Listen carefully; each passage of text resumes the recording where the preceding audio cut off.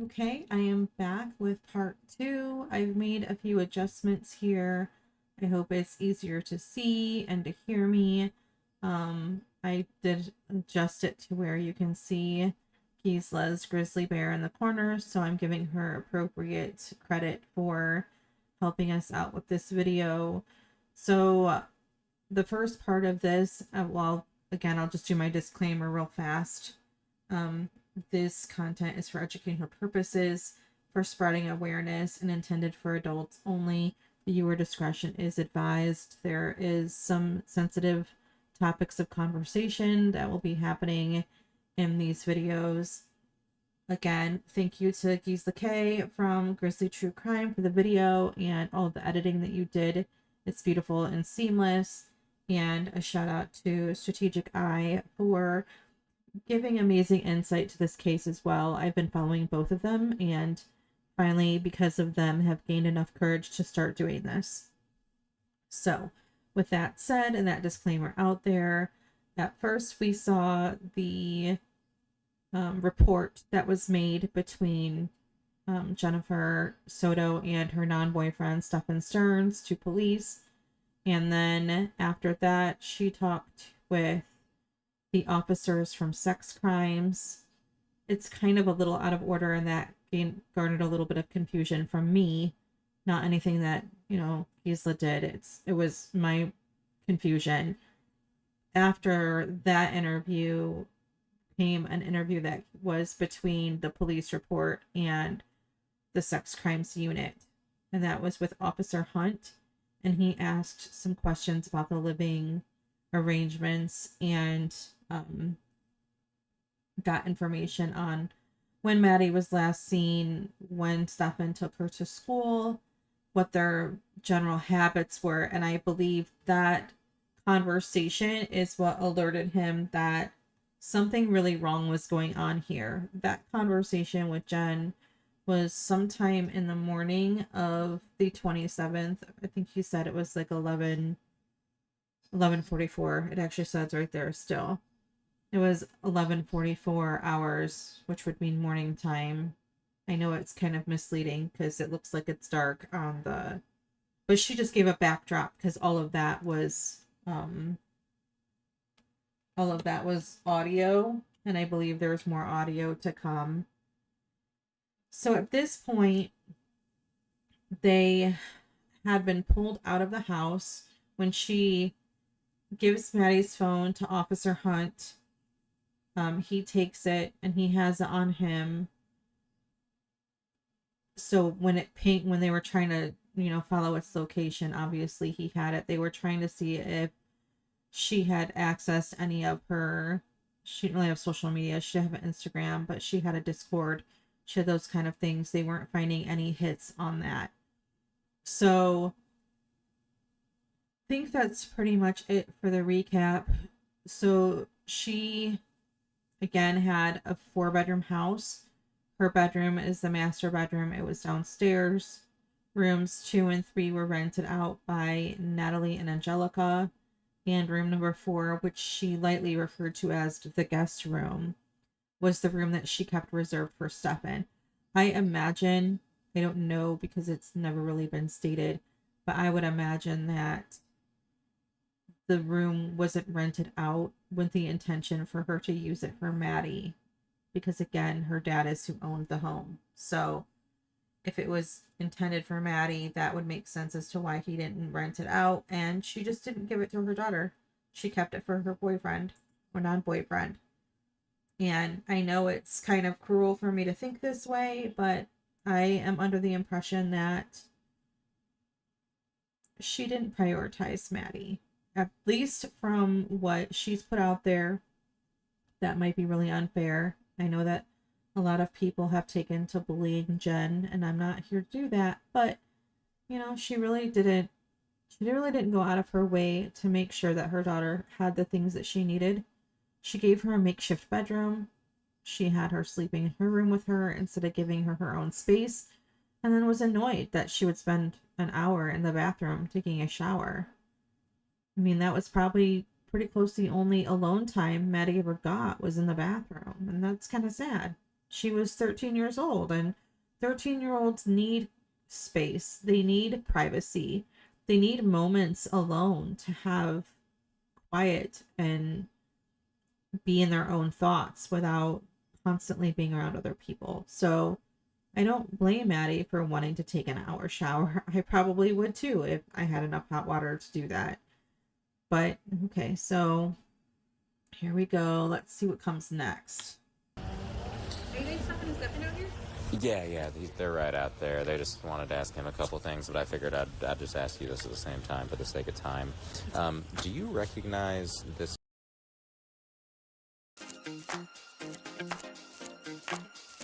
Yes, these are my there's real an ad. lashes. Thanks. Sorry, my bad. But you can look through that as well. His name is... I assume another middle school boy. Yeah. Okay, got it. All right. Well, that is all the questions I have for you right now. I'm going to go ahead and end this, and I'll just get one more quick thing from you. 11:44 hours.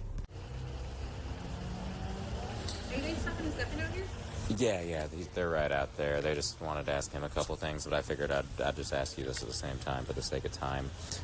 Do you recognize this vehicle at all? I wanted to see if I could... So I know it's pretty grainy. It's this one right here.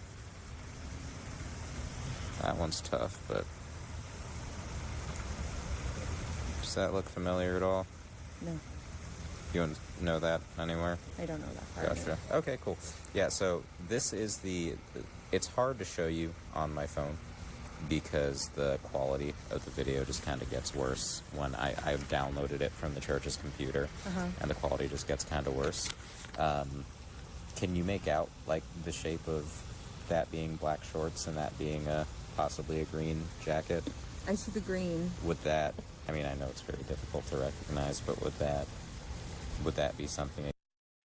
Okay, so I believe that this came up in the end of the last video, but I'll do it again anyway. I'll say it again anyway. That image, like he said, it's hard to see. It's kind of grainy, in my opinion, based on Stefan's claims that are obviously all lies. I shouldn't say obviously, allegedly are all lies. There happened to be somebody similar in stature that was wearing either a green jacket or green something that they thought could be Maddie. It obviously wasn't, but they were hopeful that they got a picture of her off of a camera from a church, which of course camera qualities have been changing and developing and evolving over the years, but it depends on how far away she was, what kind of camera it was, that kind of stuff, and how clear. Obviously this image wasn't very clear, so they were hopeful that it was Maddie, that what Stefan had said was accurate and that he did drop her off, but sadly that was not. Some clothes that she owns, or Yes. would the quality be too bad for you to be able to tell based on that? I mean, the quality's terrible. Yeah. The color scheme. Would that be akin to something that she owns? Yeah. Gotcha. And the hair looks a little dark in the from here. Dirty blonde. It could pass for dirty blonde. That could possibly yeah. be her. Okay. Is that... I can't tell just from looking at it, but is that Stefan's car? It looks a little darker from there, but I almost can't tell, like, if it's a Toyota or looks a little different. From the front, looks different. That looks like a Toyota from the front. From the front, it looks different, right? And then from the side, it could be. It's got a look. Cadillac. I mean, yeah, the grill is kind of the same a little bit. The headlights look a bit the same. Okay, cool. No, I just wanted to see if you kind of were able to help me with that. So this whole living in the woods thing, I have people, like, tromping through the woods right now on horses and ATVs and all sort of things, but has she ever mentioned that before? Just in that text that I saw. Just that's the only time you've ever heard of it? Is she outdoorsy at all? Does she like camping? We used to go hiking. Okay. But we haven't done that in a while. Okay. Where did you go? Was it around here? Where would we go? We'd go hiking in, like, St. Cloud. Lake Lizzie Preserve is what it's called. Oh, yeah. Well, that's not too far. It's about 35 minutes away. Yeah, okay. On 182. like Lizzie Preserve. We've also walked Shingle Creek before, but we haven't done that in a very long while. Got it. But no, I know the thing is, I started talking to her about World War III.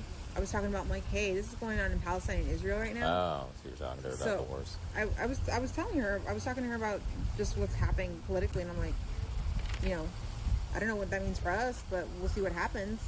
But I've talked to her about World War III, so that's what I'm just saying. How long ago was that? I mean, is that something that might have impacted her? Yeah, I feel like that's why when I read that conversation, I'm like, oh, that's directly related to me talking to her about what's happening in Israel, Palestine. Okay, so this is the first time I'm hearing this audio, and this is interesting. And I figured I would uncover this part of the video with y'all. If anybody ever watches this, I hope so. Anyway, this is interesting because I'm trying not to go with a he said, she said on Reddit, because there is a ton of that. But this is interesting because she's talking about, oh, we talked about World War III and all this political stuff. I mean, maybe they had a weird conversation, like she's saying. But there is a lot of interpretation out there what Maddie had meant by wanting to live in the woods. So, this is my theory. Take with it what you will. This is a theory only. This is not fact or evidence-based, which I am trying to stick with facts and evidence-based unless I give these disclaimers. So this is me giving a disclaimer. I think Maddie did not want to live in that house anymore. Allegedly, she and Jenn had fought. Okay, well, lots of teenagers fight with their parents. That's not anything new. Okay, it's not anything new. But there's fighting with your parent, and there's fighting with your parent out of desperation because you're tired of the way things are. Nothing ever changes. They never understand you. This is a girl who didn't have her own space. This is a girl who couldn't sleep alone. And she says that, Maddie didn't like sleeping alone. The roommate said that Jenn didn't like sleeping alone. So we're getting half-truths here. Could they both not like sleeping alone? Sure, that's possible. But again, like I had stated previously, sometimes a teenager just wants space to themselves. And she, again, just my thoughts, would rather live in the woods than live in a home where she didn't feel like she was wanted. And that part makes me really sad. Because maybe she didn't feel like she was wanted. She felt like an inconvenience. Like she was just there. Her friend had expressed that Maddie was upset that Jenn didn't get her anything for her birthday. Her birthday was February 22nd. It was in the middle of the week. Jenn did get a new job, but she had no plans for her daughter. The only reason she had a birthday party was because it was priority to her grandmother to give Maddie a birthday party. But her mom didn't even have the day off. She went to work. She got a new job and didn't think to say, hey, this is my daughter's birthday. I really can't. Please don't schedule me for this day. When you're getting hired somewhere, you can tell them that. Hey, I'd love to start working immediately. However, I can't work on this day because this day is an important day. I have one child. She's all I have. She's my only kid.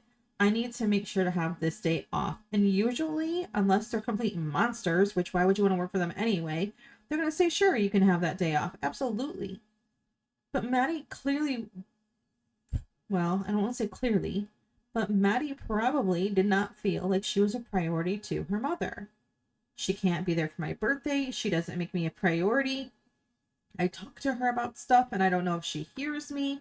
She's belittling me. I mean, if she's willing to belittle Maddie to police, if she's willing to belittle Maddie to the people that she's talking to who are trying to find her kid by saying things that are so negative constantly. Oh, she had time blindness and she didn't know where any of her friends lived and she didn't seem to know anything. That's so demeaning and belittling. So I don't think it feels like quite the stretch that she didn't feel as if her mother was invested in her as a person. And again, not demonizing Jenn, sometimes we take for granted what we have. It's human nature.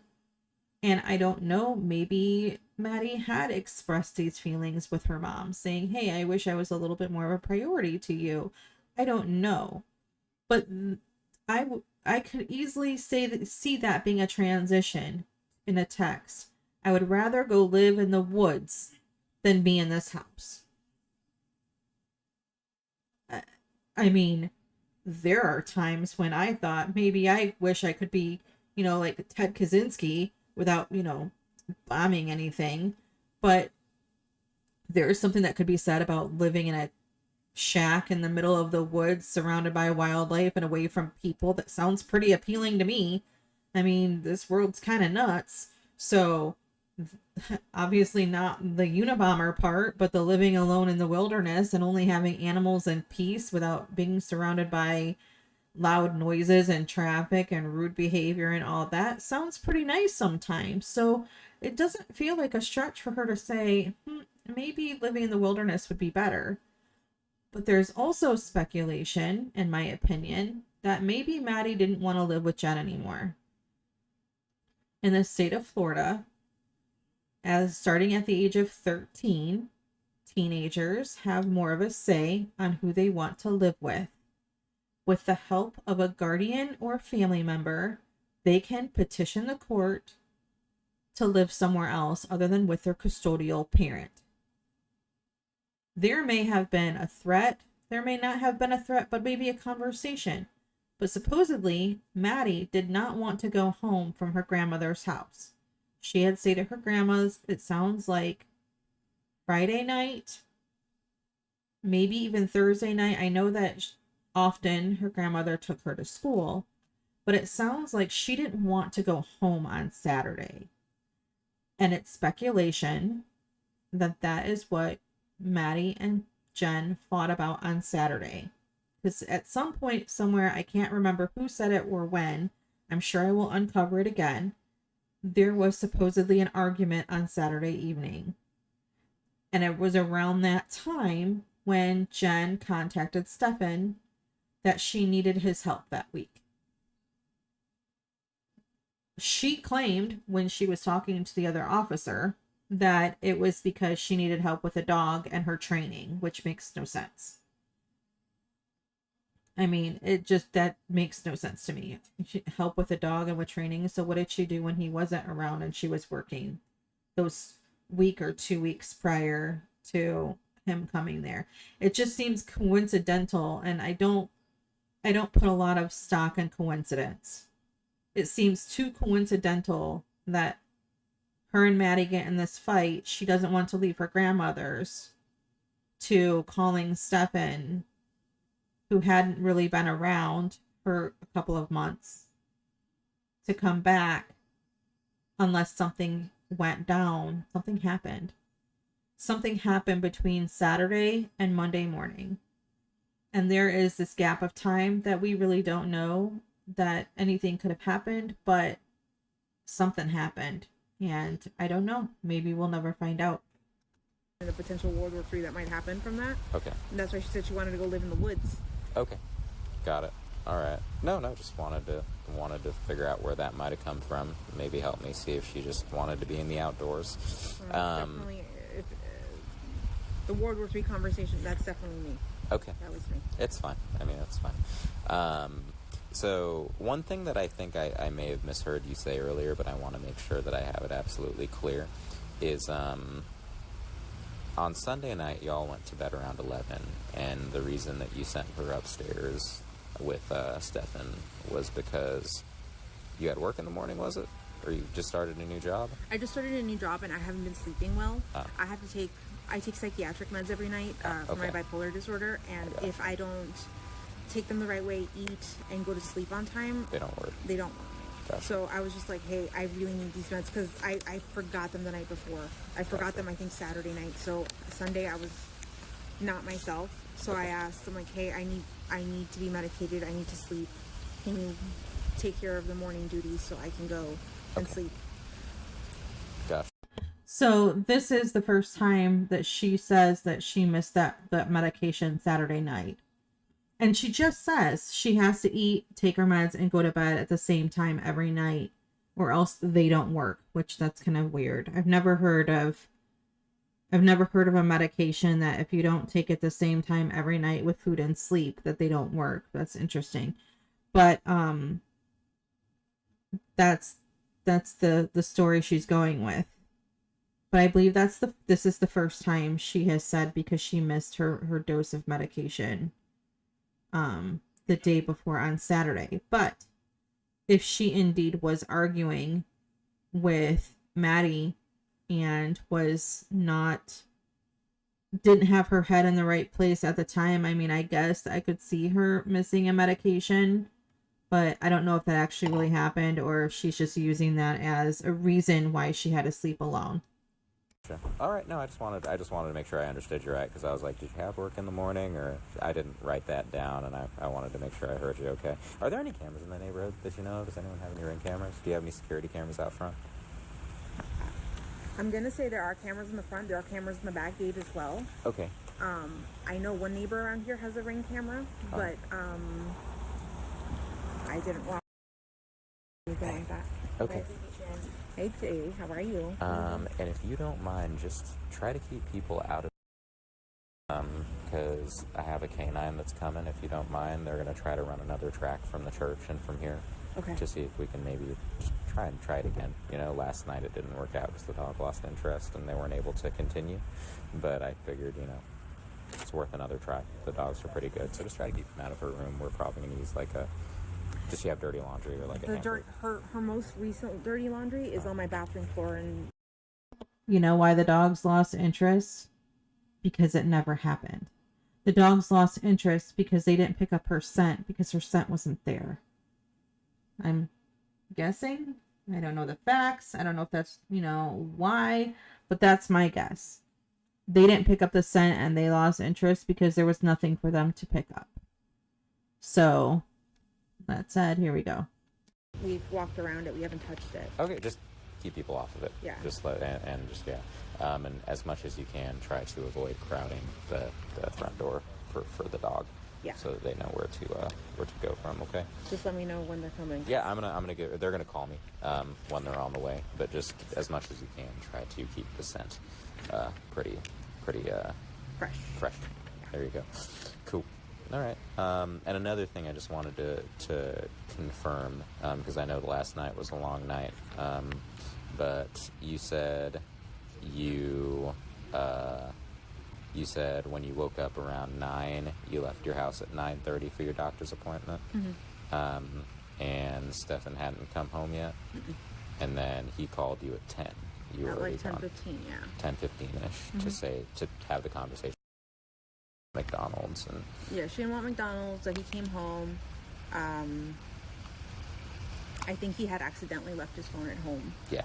So he was just letting me know, because I had called him multiple times. So he was just returning my call going, I'm so sorry, I left the phone at home. I went to the vape store. I waited there for a little bit. Nothing. Nobody was there. He came back home for a little bit and then went back out to the vape store. And then what time did you get home again? Was it around 11? Let me see. I'm going to say around 11:15. Because I think if I heard you right the first time, you got home at 11 and you and Stefan were both here, and then he left to go to the vape store again?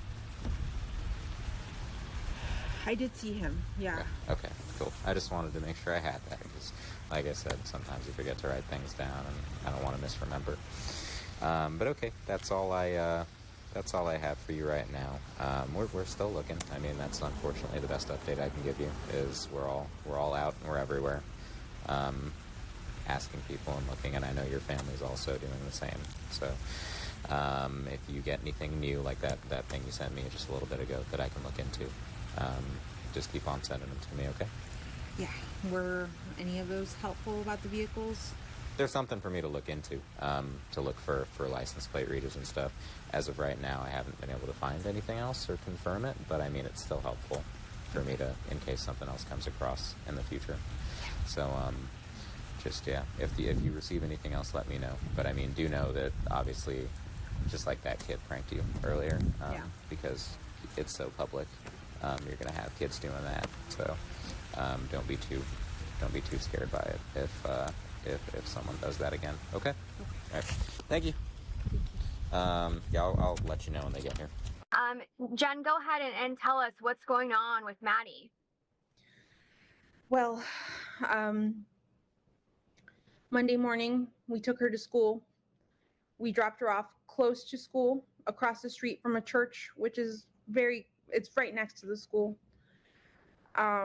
She crossed the street and walked to school, what we thought walked to school. My boyfriend who drove her to school drove away at that point. It was seen on video footage that she... Okay, this is a video I've never seen before. I was waiting for the opportunity for me to be online and dip my feet into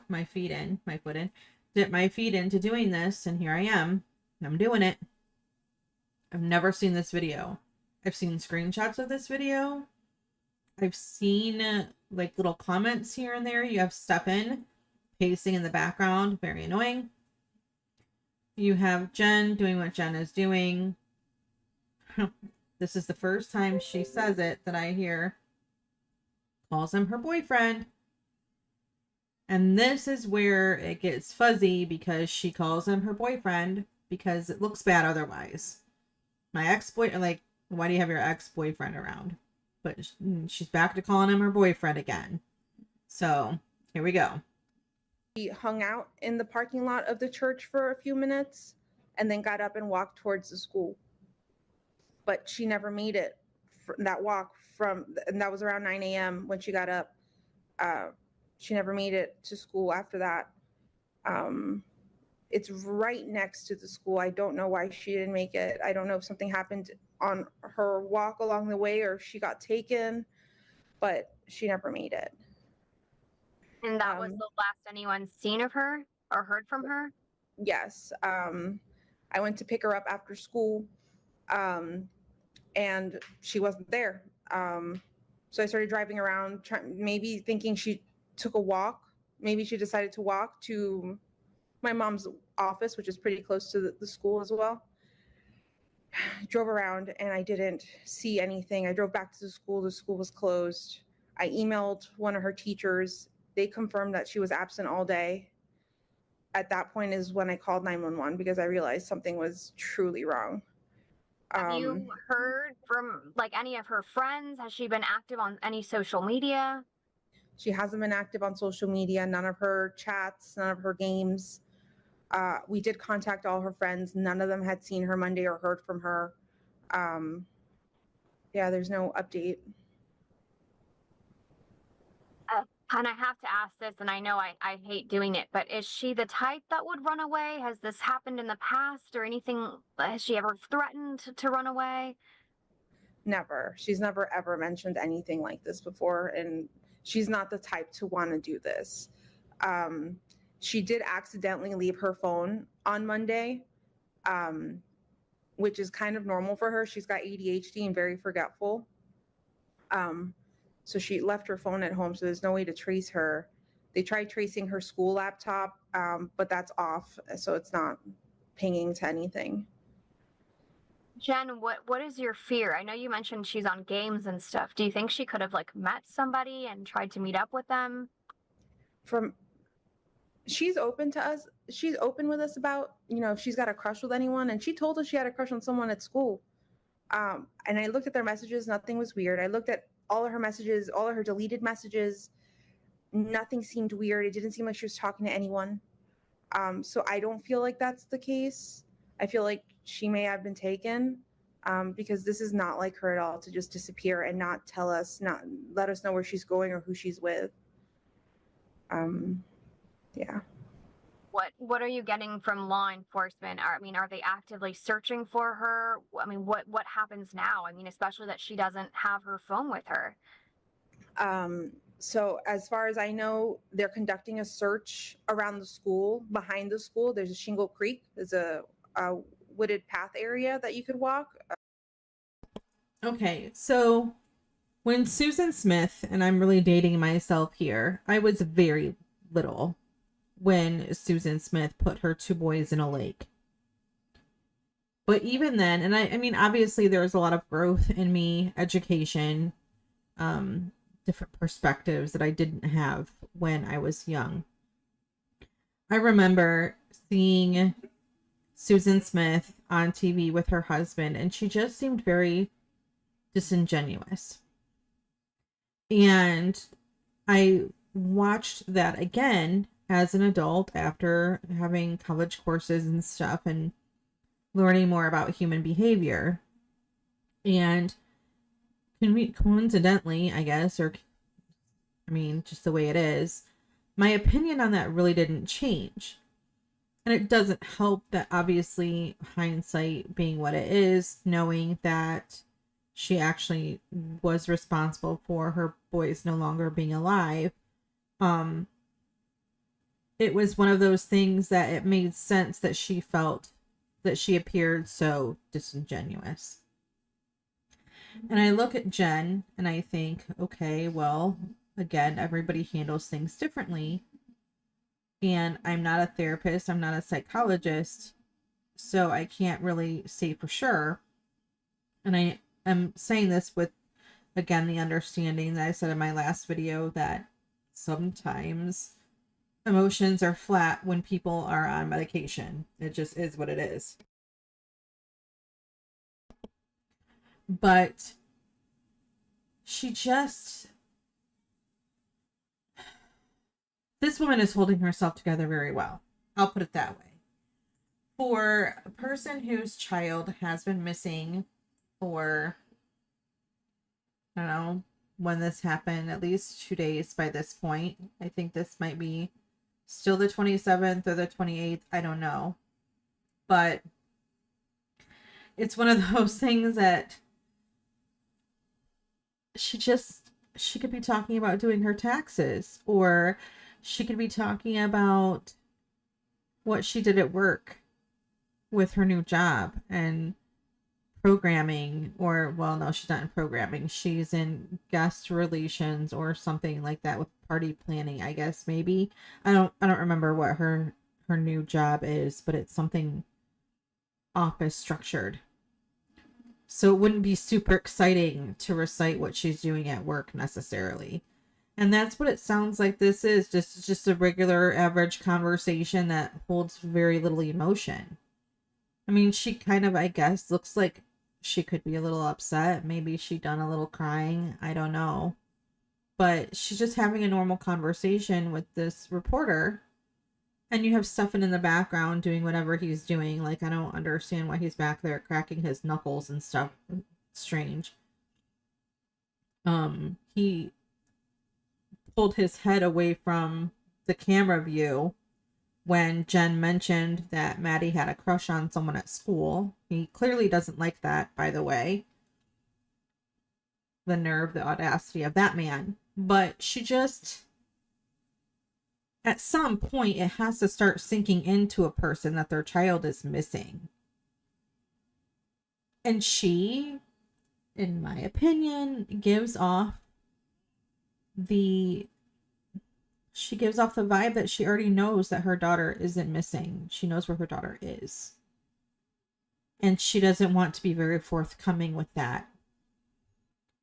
I don't know. It's a hiking path.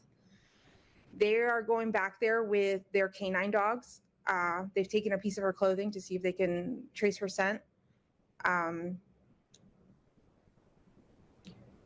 They're also taking their own vehicles. I'm not sure what type of vehicles, but they're going into the woods to search for her.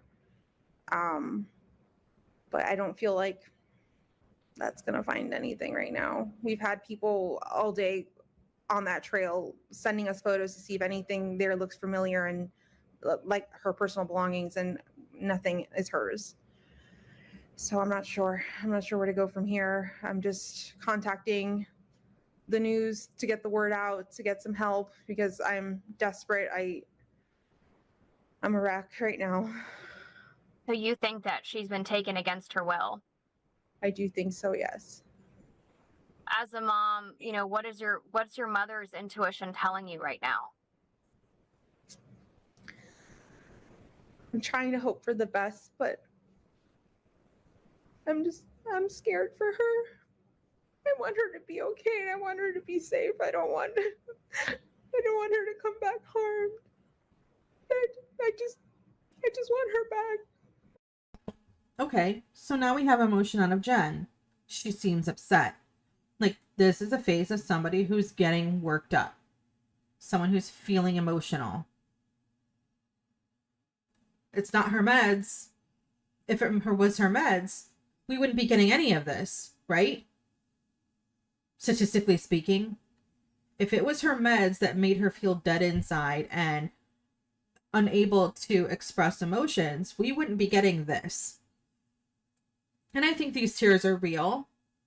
She may be making herself cry, but her face got red. You know, she did that sharp inhale that someone does when they're crying or they're trying to like breathe and they are struggling. So we're getting emotion here. We're getting something out of Jenn. Whether it's real for her connection and sadness for Maddie or not, I don't know. I'm going to say yes. At this point, at this millisecond, she is worried or mourning her daughter. I'm leaning towards mourning, probably maybe towards worry. But we're getting emotion. And if it was her meds, we would not have this. Whatever that means, I just want her back. Are you getting any updates from law enforcement? I mean, yes, they're searching that small area, but have they gotten any hits on any scent or anything like that? They haven't let me know anything. They haven't updated me since I spoke to them this morning. I've contacted them to get some information or to give them some leads, but I've heard nothing back. And Jenn, there's no way that she just being, a teenager was like, maybe had a fight with you or an argument with you and was like, you know what, I'm going to go hang out at so-and-so's house and teach her a lesson. Could that be a scenario? I don't believe so. We actually haven't gotten into a fight in like a few weeks or arguments or anything like that. If anything, on Sunday, she celebrated her 13th birthday with my entire family and she had the best day. She was so happy. She showed us all her gifts. Okay, wait. They're still in the house. So this must still be the before she talks to the woman from sex crimes and they have to leave the house. This must be in the afternoon. I didn't catch what time frame they got her early evening. Has to be still the 27th because the 28th they were not in the house anymore. They had to stay at the hotel. And if I see what's behind her, it looks like that might be going up to the staircase upstairs. So I don't think they're in someone else's house. I think if I look at the photos that have been released, I think they're still in the home. So this would be the day after Maddie did not come or did not go to school. There was a reason I was saying that they were still in the house.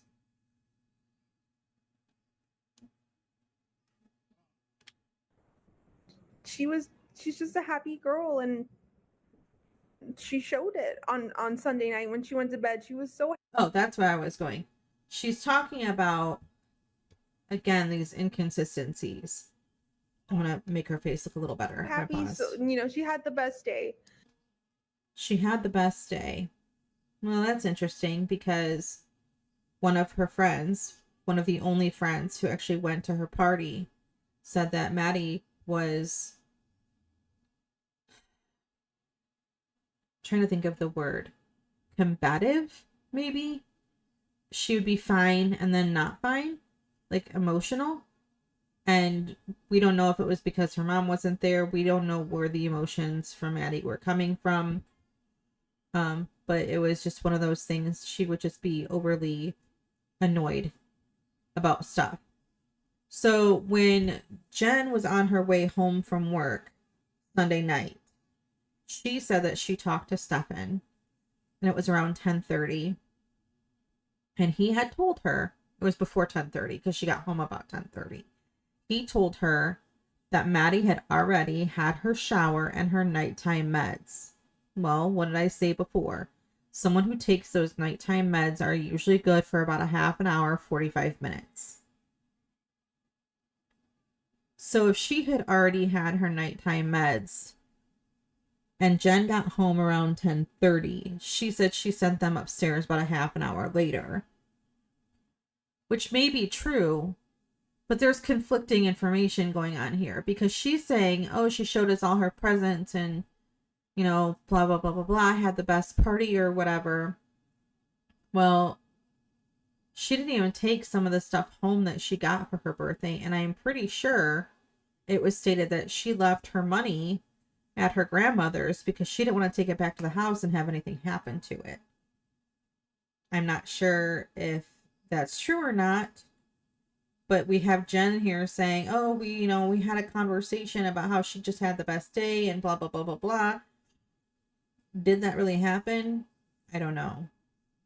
I have my own suspicions here, but let's let her go on this little tangent. By the way, the vibrating that she's doing, we've all decided that she's shaking her foot. And it could be a nervous tick thing. It could be whatever. She may be feigning upset and whatever. It might be something she's doing on purpose, or it might just be something she just does. I noticed when she was talking to police, she rocked, from side to side a little bit. And that that could be, a nervous tick too. Trauma response, whatever. I just, there was no moment in that evening from when she got home from the party that she had her phone or had the laptop. She went straight to getting ready and went to bed. So I know she didn't have any conversations with anyone. She didn't make plans with anyone. I didn't see any of that. So she spent the whole Sunday celebrating her 13th birthday. Was her 13th birthday on that Sunday, or that was just like the time you guys were celebrating? That was the time we were celebrating. Her birthday was on Thursday, the 22nd. Okay, She just turned 13. But that's just so heartbreaking to be celebrating her 13th birthday, and then the very next day, that's gone. The last you've seen of her. Yeah. I mean, where do you go now? Are you gonna go out there and search or look, or what is are you sticking by the phone? Are you what? Well, that's a loaded question. I'm staying at home, staying by the phone, hoping she just appears. I know my entire family is out looking. They've all spread a bunch of flyers. I've had people contact me that they've gone to the international airport to spread flyers to Here's what pisses me off. Okay? She has 2 roommates. 2. There's 2 roommates. One of them was told that she had that time off because she told her boss what happened. Everyone is out looking for Maddie but Jenn. The night Maddie goes missing, she eats dinner, takes her meds, and goes to bed. She doesn't look for Maddie after reporting her missing to police. She doesn't really look for Maddie. Stefan goes out. Her uncles went out. Her dad was in town. He went out. Everybody was out looking for Maddie but Jenn. Oh, I want to stay close to the phone. You have a house phone? Because how many people use home phones to where they can't be on the go and have their phone on them, to where if Maddie is going to call her mother, is she going to call a home phone or is she going to call a cell phone? Let's be real. Is she going to call a cell phone or is she going to call a home phone? She's going to call a cell phone. This isn't 1997. In 1997, I would say, sure, someone needs to stay home in case she calls. You have neighbors. Hey, if you see Maddie, let us know. We have to look for her. Not Jenn. She lets everybody look for her daughter, but she's staying home. She's staying home and pacing, I guess, or doing whatever it is that Jenn does when she's not being interviewed by police or talking to reporters. Everybody's looking for Maddie except for Jenn. It's track to Greyhound, just any way that if someone's taken her and they're trying to take her, just to show her face, just to make sure she's not being taken against her will. And you mentioned ADHD. Was there anything else maybe mentally going on or that you knew of? She does suffer from anxiety, and once upon a time she was diagnosed with autism. We had her what's the word? Screened, maybe? Reevaluated. Okay. We had her reevaluated a few months ago, actually, and they told us no, she didn't have autism, but she did have some autistic traits. She did have ADHD, some autistic traits, but not autism. So why even bring that up? She has ADHD with some neurodivergent traits. That's all you gotta say, Jen. Because now they're thinking, oh, well, she's this ADHD girl that has autism. Ugh. So frustrating. It's so frustrating. And we probably won't see her official diagnosis because she was a minor, but whatever. So I'm not sure where to leave with that, because one doctor said she did and one doctor saying she doesn't, and I don't know. She's just in the middle, I guess. Because she does have some tendencies, but socially she's pretty great. So I'm not sure. And with the video that you were able to see whenever your boyfriend dropped her off, where was that? Which video? Was that a surveillance camera? It was a surveillance camera from the church, Peace Church, right next to Hunters Creek Middle School. And do you have that video? I don't have that. They didn't show me. They wouldn't show me. It was actually my sister was the one at location, and they were letting her know what they saw on camera. Okay. But they didn't show it to any of us. Got it. Okay. Jenn, is there anything else that you'd like to add?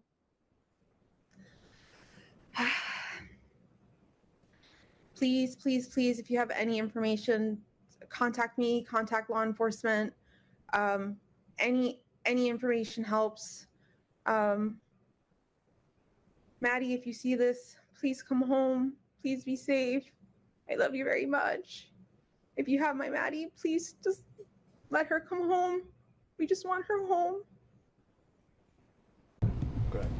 So the first question is if I can have your first and your last name and spell them both out for me. Okay. Jennifer Soto, JENNIFER SOTO. Mother. Mother. Jennifer, tell me how you feeling right now. I feel like I can't breathe. There's that foot shaking again. This foot shaking that she does that reverberates her whole body. I have homework for anybody who watches this. Go just look at random reaction videos of parents doing news reports of their child missing. Or their child suddenly lost their life. Look at those emotions that you see. Compare their emotions to this. Disingenuous. All I keep thinking about is, where is she? Is she safe? Is she okay? But we're all a wreck. My entire family is a mess. We're just so worried. When did you first realize, or when did you file a missing report? We filed a missing report. We called the police at like 4:45 yesterday, 4:45 p.m. But she actually went missing early that morning, around between 8:45 and 9 o'clock in the morning. She went missing. We had dropped her off close to the school. She wanted to walk the rest of the way. Sorry. So she's all upset, and this is what I'm talking about. She's all upset, shaking her foot, making her whole body move. And then all of a sudden her stupid alarm or cuckoo clock or whatever starts making noises, and she stops doing all of that to smile. A person who's genuinely upset would be unaffected. I think. I'm not a person that, is qualified to make that official, but I just think this is strange. She's not shaking. She's not upset.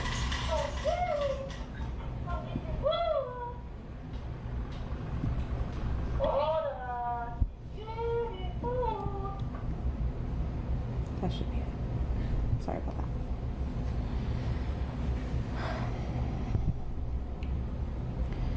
We dropped her off at school, close to school. She wanted to walk the rest of the way. I'm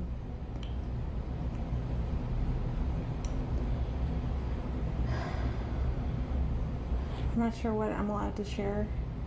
You share whatever you feel comfortable sharing. I know you had conversations with detectives. Not sure what that conversation is, but whichever you feel comfortable sharing. That Back to the shaking. There it is. Put the awareness out there. Yeah, she was spotted walking by the church, by the middle school, on the cameras. They saw her hang out in the parking lot for a little bit and then get up and leave. They didn't see a vehicle or anything else. They just saw her walk away around 9 a.m. heading towards the school, but she never made it. She's saying this as if it's confirmed Maddie, but it's not confirmed. There is no confirmation that it was in fact Maddie. She even said, that's a really grainy video. That's really grainy. I can't see it very well. Even the car that they thought might be Stefan's was a little darker, and the front grille was kind of different, but it was hard to tell. So she goes from, I don't know, it maybe could be Maddie, to, with the news, she's acting like it's definitely Maddie. Like, he definitely dropped her off, and she was definitely seen walking when it was questionable. It could have been. The officer even said her hair looks a little darker. Well, it is a dirty blonde. I'm sorry, there's a difference between dark hair and dirty blonde. Again, depending on the quality of the photo, it was supposedly grainy or whatever. But she goes from, it could possibly be her, I don't know, to not super convinced to, oh, it's definitely her, and that's what she feels confident enough to tell the news. Interesting. What has the school said? Have you been in contact with the school? Yes, that they're doing everything they can. They've given me all their resources. The principal's called me. They've looked at their cameras. I don't think they've caught anything on the cameras that's too far away from the sidewalk. Everything is too grainy, so they can't see specific faces. But they've looked. I'm just waiting to hear anything else from them. Is this normal behavior? Not at all. To just not show up or call or text or anything? Not at all, no. She, from time to time, she will leave her cell phone at home accidentally, and that's actually what happened yesterday. She left her phone at home. She went to school. But that happens from time to time. She's got ADHD, her memory. She's very forgetful. So yeah, there's no way to track her right now because the detectives don't have her phone. But this isn't normal behavior now. What was the last thing, I guess, the conversation that you two had, you and your daughter? We spoke about her birthday party. She had a birthday party on Sunday. She had a great time. I couldn't make it because I was working. But she had an amazing time. She was so happy with all her gifts. I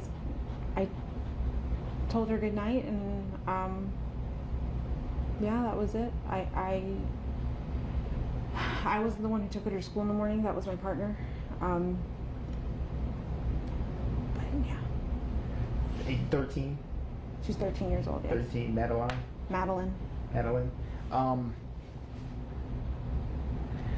What are you thinking right now?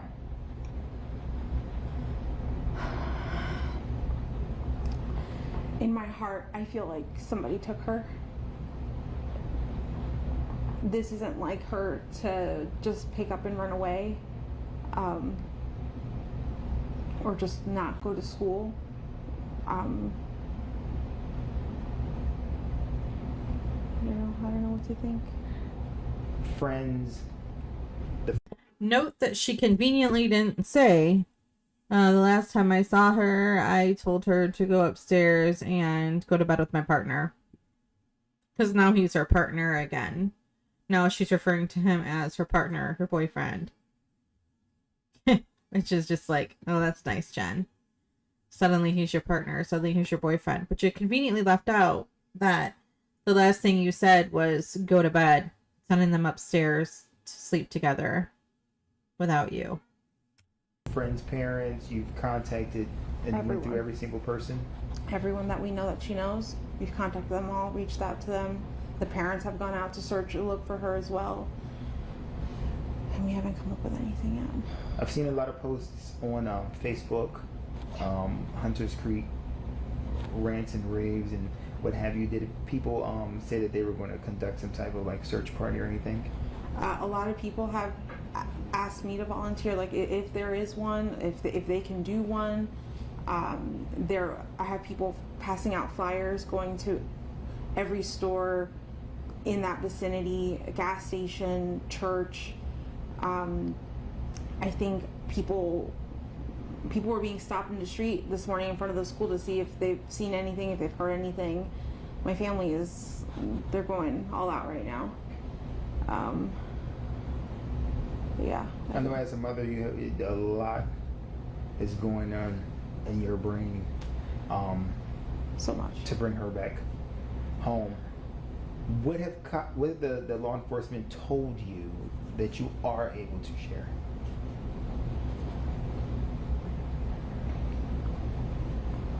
I mean, that they're doing the best they can. They've had detectives come out, interview us. They took a piece of her clothing for the canine dog to see if they can sniff her out. I'm not sure when that's being done. Do you have any inkling where she possibly could be? Like if you would say, okay, last time I went to work and came back, she was at James' house or Sabrina's house, and maybe I forgot to check that house, or she played at this park one week and maybe she went back there or something like that. We've looked everywhere we could have thought, and anywhere she would have been. She would have known to wait for me at the school. But we did check if she could have walked. My mom's office is close to the school. We checked there. We checked the walking paths that she could have taken. We've checked all of her friend's house. I think we've checked everywhere I could think of, honestly. What do you think? Oh gosh, I just had to tip my tongue. What was she wearing? She was last seen wearing a green hoodie, black shorts, white Crocs, a black JanSport backpack with gray hibiscus flowers on it. That's about it. And you said this is not like her. Not at all. To run away, an argument, anything like that to provoke her? She's never done anything like this, no. And we haven't had any arguments recently to have this. Okay, I'm gonna do it. I wasn't going to say this, but I'm gonna do it. So she's sitting here in the house. I think this is still their house. I don't think they've had been leave it yet. I need to look at the dates of the interview. We know that the last interview, she was still in the house. Isn't it weird that she has not yet realized that Maddie's white Croc is in her room? Supposedly, she wore white Crocs, and that was her primary footwear. So why was one of Maddie's Crocs in Jenn's room if she wore them to school? How has Jenn been in this house for 2 days, about to be asked to leave by law enforcement so they can search the house, and not realize that that Croc has been in her room the whole time? So chew on that thought for a minute. Outcome. What school? Hunters Creek Middle School. Tom, any questions? No. Is there anything that you think our viewers would need to know? about the way you're feeling, the way the family's feeling. Madeline. We are desperate for any answers, anything that you could do to help. I'm here for it. Just please, if you see my daughter, just please bring her home. I just hope you're okay, Maddie. I hope you're safe. I hope you're not hurt. I just hope she's okay. When did you notice that she was missing? Because this was at the beginning of the morning. She got dropped off in the morning. We did not notice until after school pickup at 4 o'clock when I went to go pick her up and she wasn't at school. So we're going in 24 hours now. Yeah. Just about. Yeah. Nothing. Nothing. No word. No text message. No messages anywhere from her. I've looked at all her social medias. I've looked at all her games she could have played with. Any app. No weird conversations. Nothing strange. Everything was conversations with just normal friends or us. She knows how to get home by herself, as if, like, let's just say, to take a bus or an Uber or something like that. She would know how to get home alone, correct? I'm not sure. I don't know if she would know how to get home. Maybe, I mean, if so. Okay. I hate to be that guy. I know they moved recently. But when I was in kindergarten, maybe first grade, we had to know our address. It was something we were taught that if we ever got lost, we would be able to recite our address to whoever found us.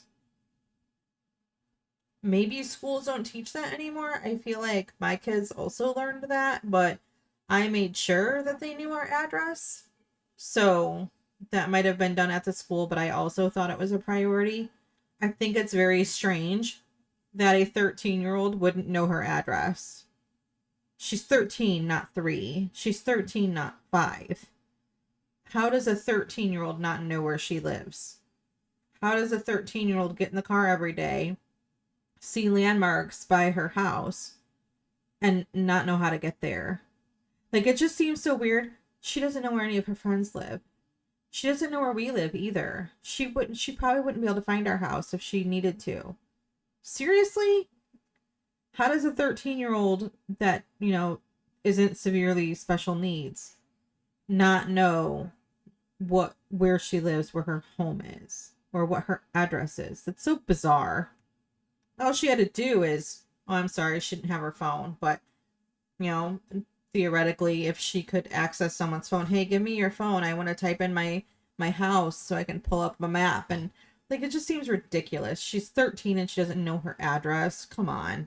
I'm thinking if someone got in the car with her and if she pointed the way, what roads, she probably could figure out how to get. But, like, does she know her full address? I don't think she does. Which would give me it just puts in my brain that she always comes home with someone. She always comes home with me. There's no need for her to really learn. Okay. And you said no time? I think that was everything. All right, the first question is if I can get your first and last name and spell them both out for me. Stephen Stearns, STEPHAN,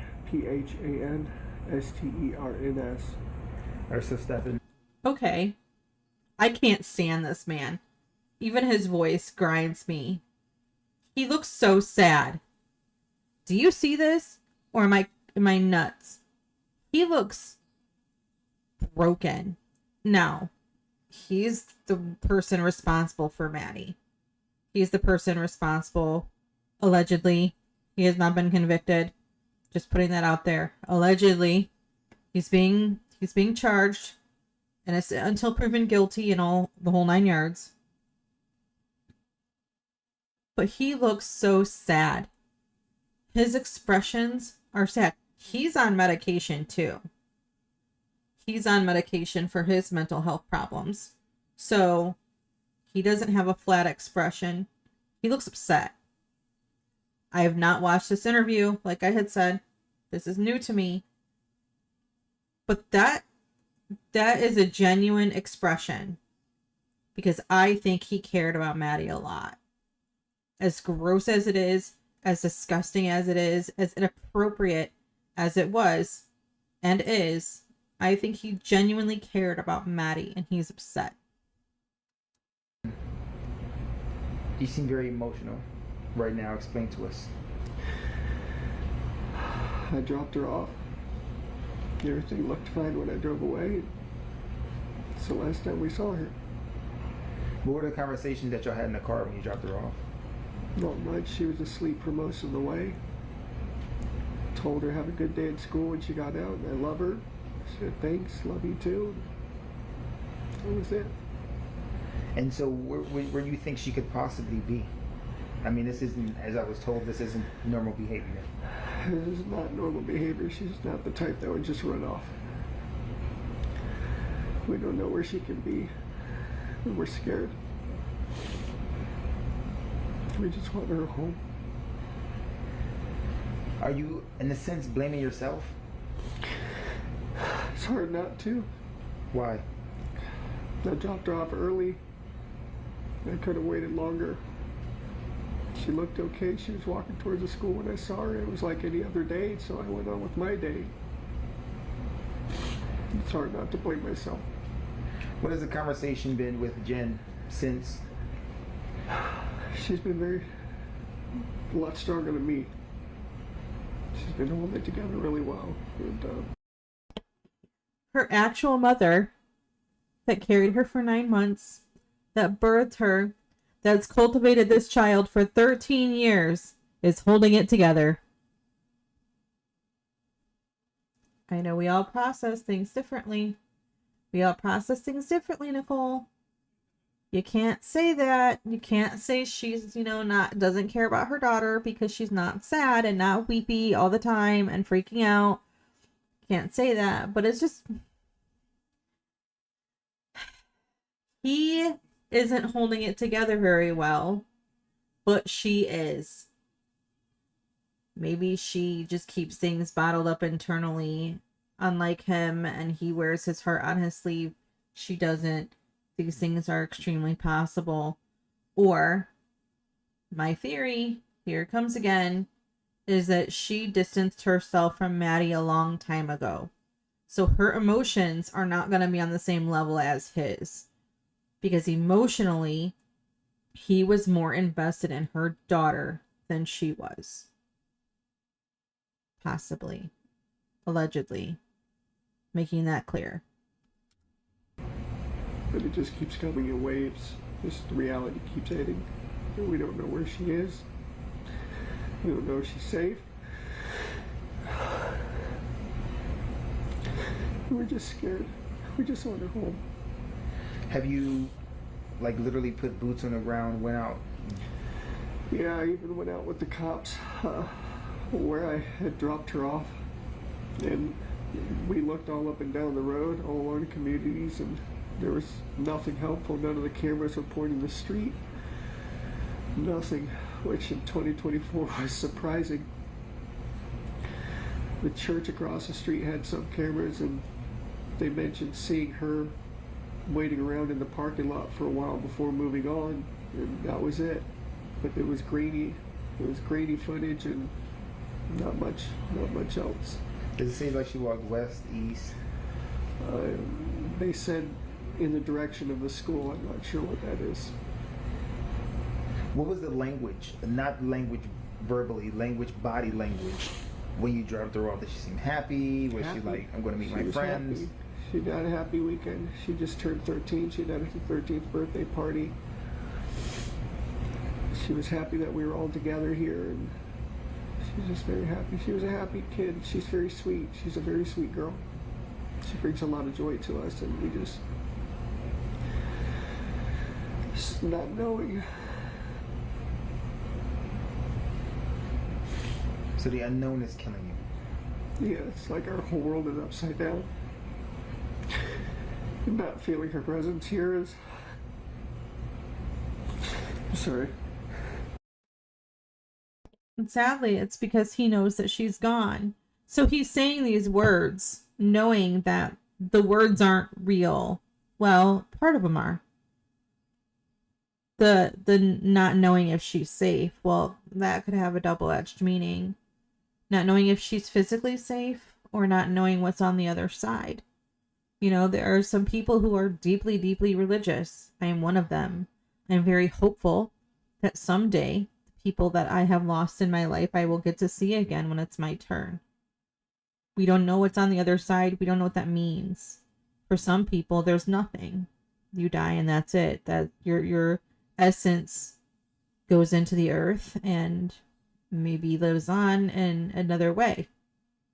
But, you know, without knowing what lies ahead, so to speak, you don't know where they are. You don't know if they're safe. You don't know what the end conclusion is or if there is one. So that is a legitimate fear. So he knows physically she's not okay. But what is she spiritually? The searching for her and the wishing she was there. That's genuine. I'm sure he does wish that she was there. I'm sure he wished she wasn't gone. Those are genuine emotions and those are genuine feelings. She was a good girl. She was a good kid. She was sweet. She was funny. He's saying all these things and he means it. He means 100% of it. You can tell. But he knows she's gone. So I feel like you have partial truths here. The truth of the matter is that she's gone and he's sad about it. But he obviously can't say that. He knows that she's gone. So he's going to keep the charade that he dropped her off. She walked to school. They have a grainy photo that may be her. And that's he's being hopeful. That's what we've got. It's hard. Oh no, you're fine. Don't need to apologize. What do you want our viewers to know when they see this? She's a sweetheart. She's a very sweet, kind girl. Just please be nice to her. Bring her home if you find her. Tell her that we love her. Wherever she is, I hope she's okay. I mean, if someone were to come in contact with her and you gave me her diagnoses, would it be easy to approach her without any like agitation or anything? Yeah. She's a good kid. She's a good kid. If you can sum up in one complete sentence, waking up, getting ready to drop her off at school, dropping her off at school, to now speaking to me after talking to the police about her being missing for over 24 hours right now. In one complete sentence, what would that be? A living nightmare. It's a living nightmare. Day started off like any other. And I just want to wake up and just get hit with waves of the reality just it's setting in. As soon as it got dark last night, we started falling apart because we knew it wasn't going to come to an end. And now we're going on 24 hours and still nothing. Just conflicting reports here and there. People say they see this or that. None of it's conclusive and none of it's helpful. We just want our baby girl back. Tom, any questions? No, I'm good. Thank you. Just because you hold it there for me. Maybe to have his back. Yeah, it's very snack motivated. You need gloves or? Yeah. Yeah.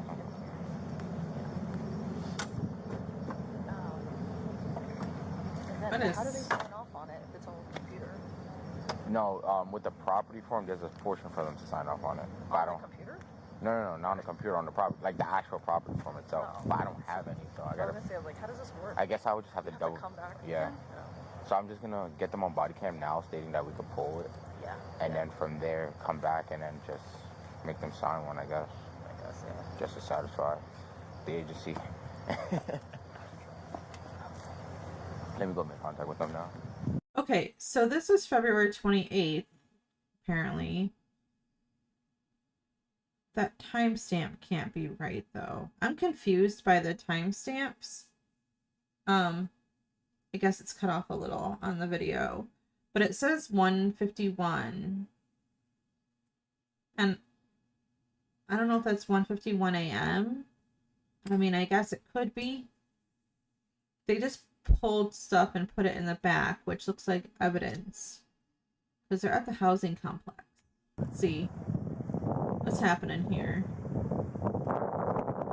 Obviously, this is body cam footage.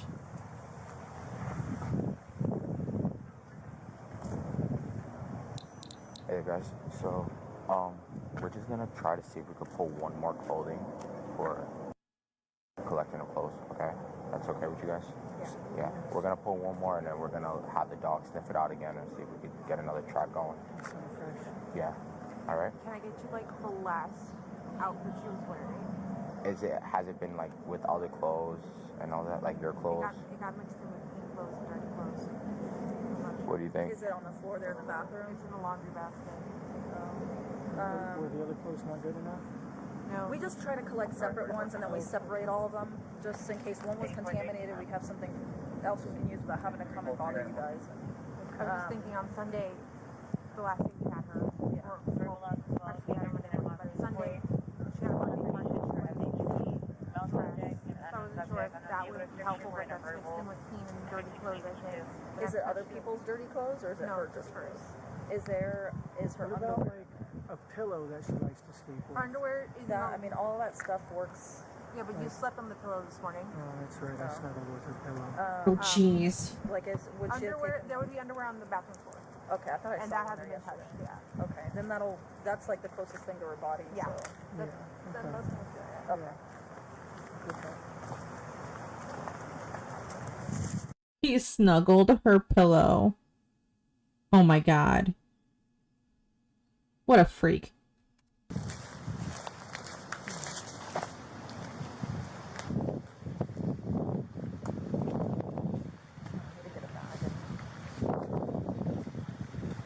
Yeah.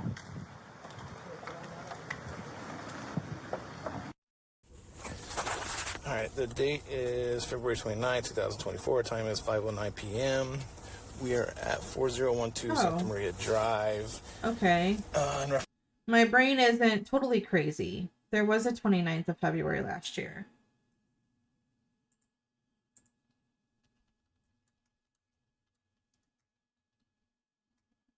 I totally forgot that last year was a leap year. So, okay. That makes sense now. Now I'm making sense of things. Reference to case number 24001809 is myself, Detective Morris, Detective Smallwood, and Jennifer Soto. So, to give you a little bit of Oh my god, the whole time what's I have happening the now, subtitles on. there's a few other additional pieces of evidence that we're collecting at the time. Okay. Some of that evidence came from Stefan's phone. Okay. Some of the pictures that were on the phone. Okay. That we've identified. Okay. We are getting into some really sensitive topic right now. So if you do not want to hear this, this is a warning. This is the discovery. They're letting Jenn know that they found CSAM on Stefan's phone. So this is going to be very delicate information. This is going to be very upsetting. Just kind of a forewarning that this is about what he's going to start talking about to her. Belonging to Maddie as well. So clothing that she was wearing, that sort of stuff. Okay. That's what we're collecting. Okay. Okay. We will leave you an evidence sheet to let you know what we took. Everything that we've taken from the house is in an evidence sheet that's going to be left here for you. Okay. It may take them a little bit because what they do is they take a picture of it, they collect it, go to the next one, take a picture of it, collect it. So it'll be a little bit, but it shouldn't be too long. Okay, so we spoke yesterday and we've got a little bit more information since the last time we spoke. Last night, I guess it would be. So I'm going to ask you to go through this again Monday morning when you were asleep. Stefan and Maddie were upstairs and she's going to school. Run me through that morning again. How, like, you mentioned something about you hearing noises, and then you woke up. So how exactly did that go down? Monday morning, I was woken up by Stephen Stearns coming into my bedroom to try to put the leash on the dog. He was saying, "Here, puppy, let's go," and trying to leash him up. I got up off the bed at that moment because my dog has a tendency to pee a little bit when you're too direct and you put a leash on him. Mm-hmm. You have to, like, talk to him nicely and, yeah. He got the leash on the dog and told me, "Okay, don't worry about it, just go back to sleep."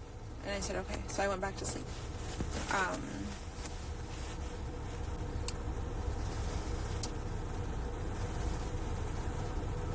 I think this was around, I'm assuming this was around 8 o'clock in the morning, because I'm assuming, oh, he's getting ready to take her to school. He's walking the dog before he does that. Yeah. So I'm not sure what time it was, but I think it was around 8 o'clock in the morning when this happened. Okay. I thought I had heard somebody in the kitchen. I don't know who it could be. But yeah, I just heard sounds, but I'm not sure who it was. Who was in the kitchen? Could have been Stefan, could have been Maddie. Okay. Could have been one of my roommates. When the deputies first talked to you, when you were reporting her missing, yeah, you remember writing a statement? Yes. Okay. In that statement, you say you saw Maddie. I know. I misremembered. I didn't see her. So this is interesting. This is the first time she says that she misremembered. And this bothers me a whole lot because you either see someone or you do not. And for me, I'm a very, I don't know if it's just my own trauma speaking, but to me, if you lie to me, and we're not talking just a little bit of a white harmless lie. I'm talking about if you lie to me in a nefarious way because you are trying to mislead me, I'm not going to trust you.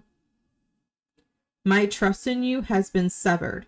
So in my mind, I'm going to believe you on a surface level only. And I'm going to take every word that you say and weigh it. And I am going to have a very difficult time believing 100% of anything that comes out of your mouth. That's just how I am. It's probably a good thing I'm not in law enforcement. But anyway, my thing is, do not lie to me because you cannot be trusted. Once she claimed in her written report of Maddie missing that she saw her that morning, she saw what she wore to school, she saw her, indicating that she saw her alive, and then backpedals and says, "I think I heard her, but I'm not sure." There's a very huge difference there. You either see someone or you don't. And we're not talking about something that happened a year ago. We're talking about something that happened that morning or the morning before. You either see someone as they're getting ready for school or you don't see someone. She says that he woke her up around 8 o'clock with the dog. That he probably did, and she probably went back to bed. But her writing down "I saw" because someone told her to write "you saw" whatever, and she's claiming that because she was guided, that's why she wrote what she did. I don't believe her. I think it's a lie, and I think that she didn't mean to say that she didn't see her and then had to roll with that, or maybe she didn't mean to say that she did see her. I don't know, but I feel like she wasn't being honest right off rip. Okay. I wanted to believe I saw her, but I didn't.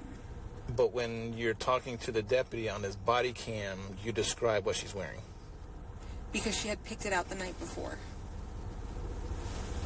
Okay. I told her to set up her clothes the night before to have it ready, so she was ready to go. Did you do a interview with Fox 35 recently? Yes. Okay. In that interview, you say something to the effect that you don't want her to come home. Do you remember that? No. Why would I say that? I don't know. That's part of the interview. Maybe I don't know if you listened to it or if you saw it. I haven't seen anything. Okay. Maybe when we're done with this, you can Google it and to see if you misspoke or. I must have misspoken because that's not. I remember recalling asking her to come home. Please come home. We miss you. I want you here. Like, please be safe. I remember saying that. Okay. All right. I want to touch a little bit more, go more in depth on the relationship that you have with Stefan. Now, you said you guys have been dating for a while, and then you kind of broke up, and it's been on and off for a few years, I guess you'd say, right? Yeah. During that time, was he seeing anybody else?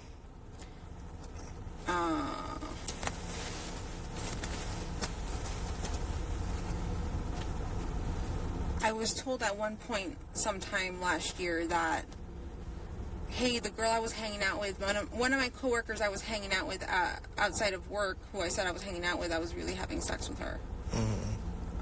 Because I asked him, I'm like, did you have sex with her? Like, because you told me you were just hanging out. Did you have sex with her? And he admitted that he did. I think her name is Marielle, but I'm not sure what her last name would be. Okay. Now, the relationship that you have with Stefan, you told me that you haven't had sex in a while. Yeah. When you guys were together and intimate with each other, it is maybe a little uncomfortable, but it's something that we have to discuss, is when you guys were intimate with each other, a lot of people call it vanilla sex. Some people call it, whatever kind of sex you want to call it. How would you describe you and Stefan when you guys were intimate? Pretty vanilla. I would say just missionary and oral. But nothing more than that. Missionary. Okay. Has he ever asked you to perform a certain way or anything that you think would be out of the ordinary? He's I want to say he's joked around about wanting anal sex, and like, yeah, we should do that. We should try that. And I'm like, absolutely not. No, to me, his penis is average size but thick. Oh my dear sweet Jesus! I wish I could unhear all of this. You get to hear it with me, haha. Anyway, what? Thanks for that visual there, Jen. And it hurts. So I don't want, even normal sex hurt to me, so I just didn't want to do it anymore, honestly. Okay. Nothing other than that you think would be out of the ordinary? No. Okay.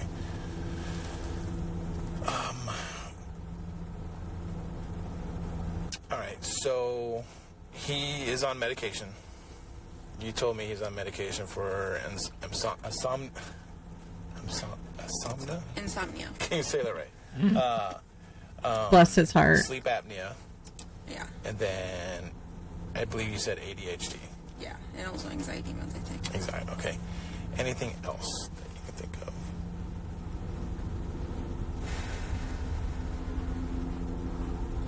He did have, I think, a vial of, I'm not sure if it was Viagra or Cialis, but one or the other. I know he was having a hard time getting an erection or being able to enjoy getting off. Wait. What? He was having a difficult time getting an erection or getting off. But you haven't been having sex. You haven't had sex in quite some time. She actually says that they hadn't had sex since at least December of 2022. So, why does he need that then? If you're not having sex, why does he care if he gets an erection or not? That's weird.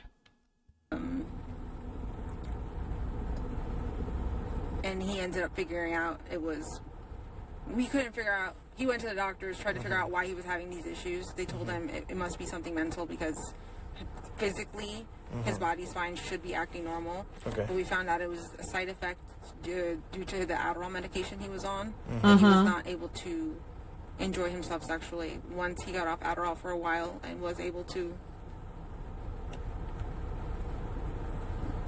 enjoy himself again, I think there was no need for the Cialis or anything. Gotcha. Like that. Okay. Would he ever talk to you about what kind of porn he liked watching or anything like that? No. Okay. Have you ever, quote unquote, watched porn with him or anything like that? No. Okay. All right. Now, Maddie, what medication did she take? She was on. Oops. Oh my god. And anxiety Sorry. medication. So that. Because she suffers from really bad GI issues, she's constantly constipated. Yikes. What else? She had an asthma inhaler.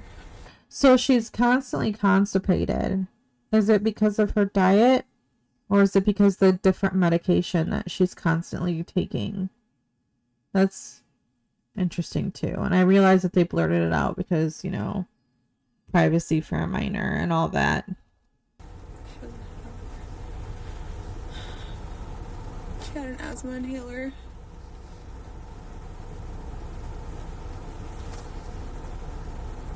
I can't think of any other meds she was on.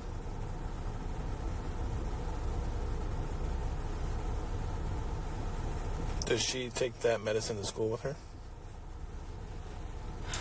The asthma medication, yes. The asthma medication, yes.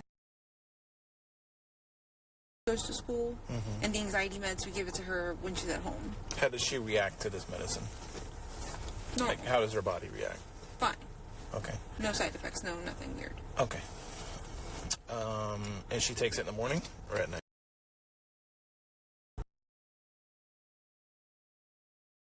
Or probably in the afternoon or evening time close to bed. We use it mostly for sleep aid. That would be given to her at night. The asthma medication was used, and the GI medication was given. Okay. And then medication that you take? Me? Yeah. I take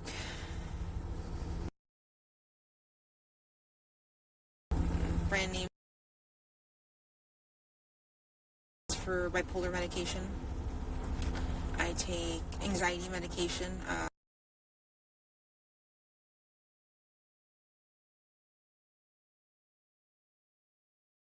I'm also prescribed medication.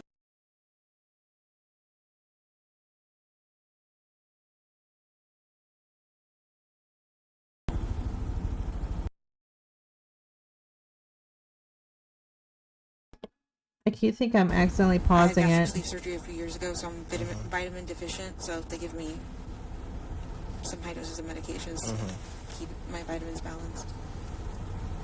I think that's it. Okay. It's redacted. That's why I thought it was pausing. Right, so going back to the morning that Stefan takes her to school, you said you think it's around 8 o'clock when you physically see Stefan messing with the dog? Yes. Okay. And you don't see Maddie anywhere? I don't. Okay. When Maddie gets dressed for school, like now that I've seen the inside of the house, it looks like a majority of her clothes are in that little partitioned area in the living room. Yeah. Does she have clothes anywhere else? Like, where would she put clothes to wear to school the next day? Okay. Where would she get dressed? She would get dressed in her bedroom, right there, that little nook in the living room. All her clothes are there. When she takes off her clothes, her dirty laundry hamper is typically in my bathroom downstairs, and she'll just dump in the basket, but there is no basket there right now. She's been dumping everything on the floor. I think the basket is currently being used with clean clothes, so I just wanted to keep the clean clothes and dirty clothes separated. So dirty clothes are on the floor right now. What's in the basket should be like half clean, half dirty clothes, I think. Yeah. Okay. When you go to sleep, when you were sleeping that night, was your door open or shut? It is left cracked open. Cracked open. Okay. Would you see or hear Maddie going to get changed?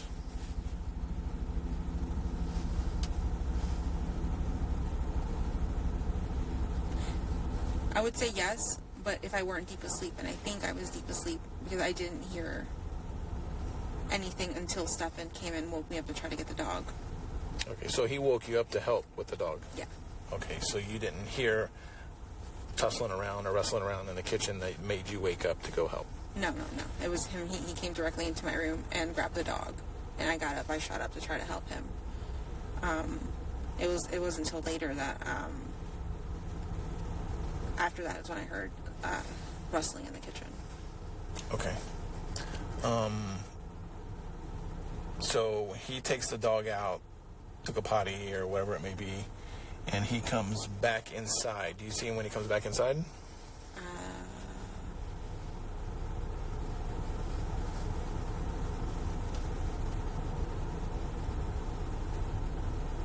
I don't remember.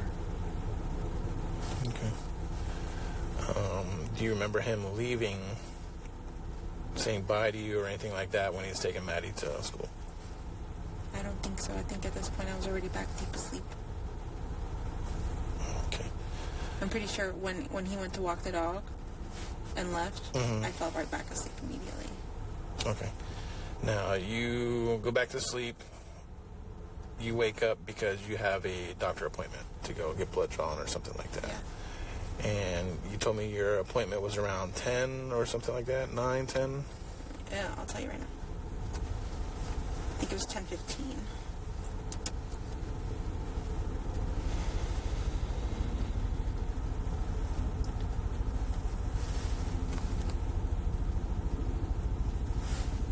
Yes, it was at 10:15. Okay.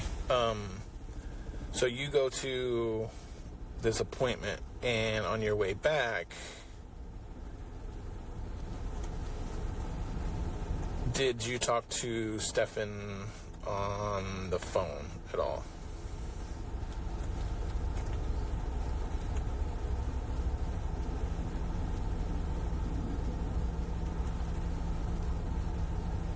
I know I talked to him while I was in the parking lot waiting for my blood work to happen.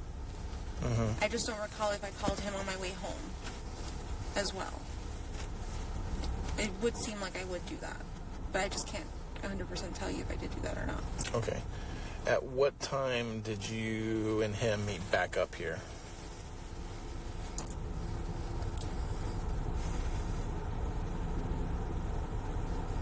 So I got back from my blood work appointment anytime between, I'll say 11:15, 11:30, so sometime around that time. And was he already here? Yes.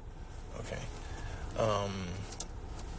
What did you guys talk about when you got home? What happened this morning? What did he say? What happened this morning?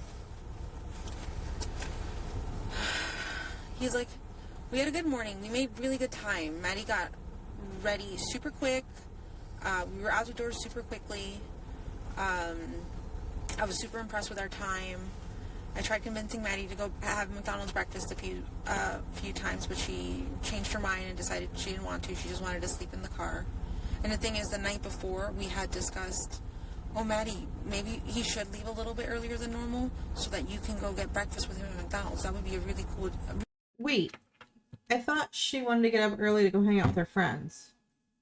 Now it's, hey, Maddie, why don't you get up early in the morning and go to McDonald's? For this super special breakfast, apparently. So which was it? She wanted to go see her friends, or she wanted to go get McDonald's, and that was the reasoning for leaving earlier, and why Jenn wouldn't have seen her before rolling her ass out of bed to go to her appointment. Whatever. cool day to start a Monday right after your birthday, having McDonald's at breakfast. And she's like, oh, that sounds like a good idea. So, yeah, they sure. were supposed to have gone to McDonald's, but he told me they didn't. He told me he had left his phone because I had, no, he had already told me this earlier that he had left his phone. What else did he talk to me about?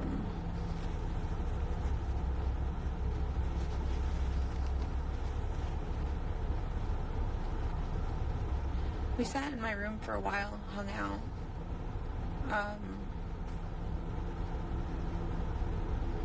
He discussed having to reset his phone even though he didn't want to, or no, not reset his phone. He discussed... Oh, shit. He discussed resetting his phone. Oh, yeah? Did he, though? Was that a what do they call that, a Freudian slip? Is that a Freudian slip there, Jen? We talked about him resetting his phone. Also, remember, she wore her white Crocs to school because that was her normal footwear, white Crocs.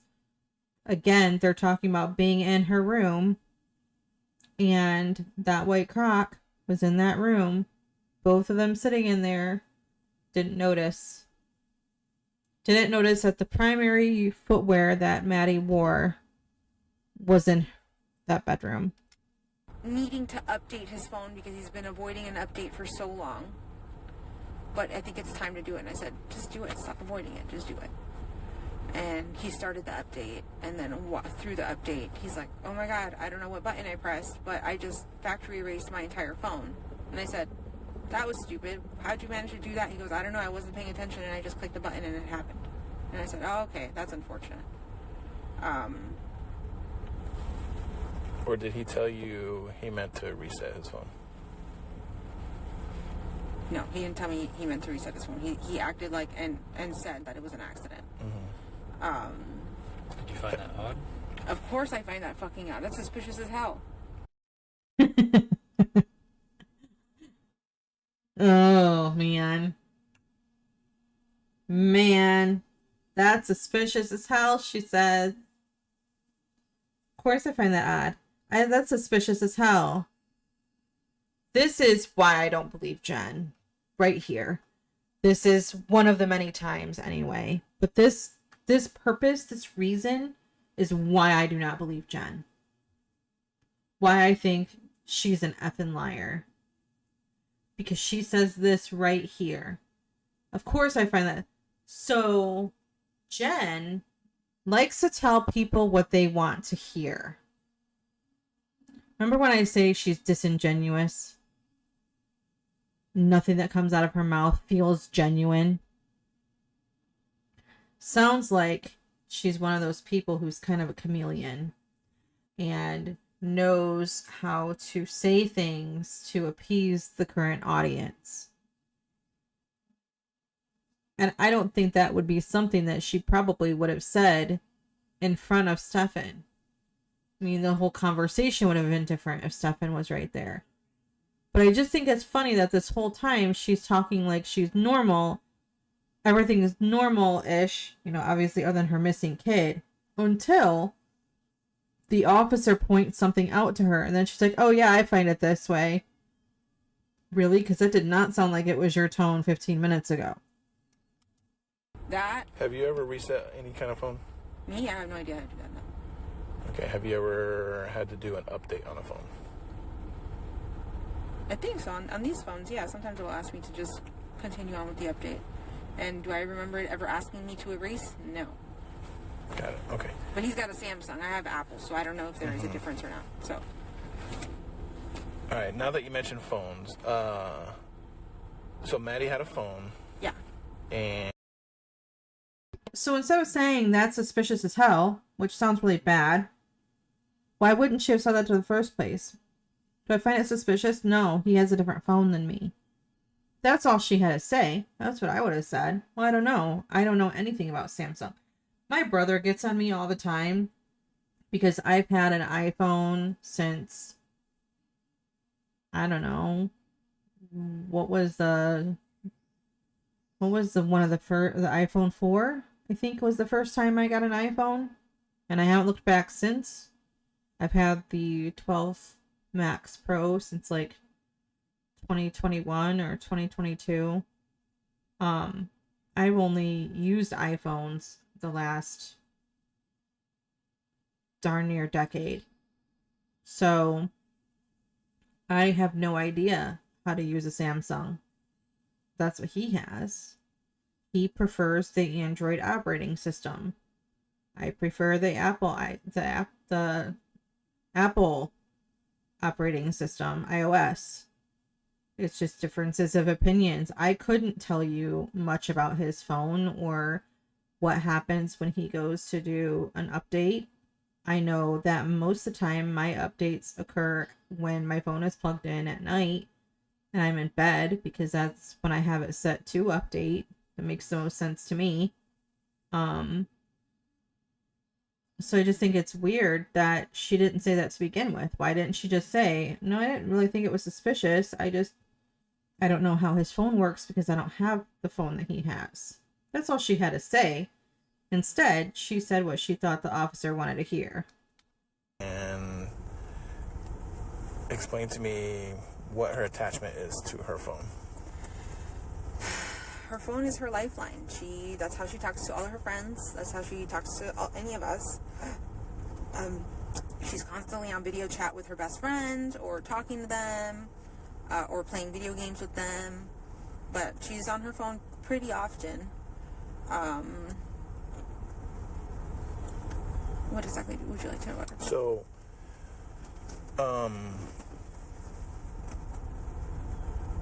her phone is her lifeline, yet she happened to forget it at home when leaving early for school, where she would have had plenty of time to go home and get it and still be on time for school. Again, like I said in my previous video, it's not like they were running late. It's not as if she, got up late, the alarm clock didn't go off, and she starts school in, 10 minutes and she's got to get out the door. It wasn't like that. They left early enough to potentially go to McDonald's, but she was just so sleepy. She said he remembers her waking up around 8 o'clock with a dog. He said he dropped her off around 8:30-ish. She doesn't start school until 9:20. So there was plenty of time to go back to the house to remember her phone, because again, if she's always on, and if it's super important to her, she's just saying this. It's really important to her. She's always on it, yet she always forgets it. Like, it isn't adding up. It's not consistent. Jenn's claims are not consistent. So either she's always on it and it's like her lifeline and she always has it in her hand, or she habitually forgets it. I forget things that aren't, super important to me, or whatever. Like, I might have my phone on me because that's not something I would normally forget.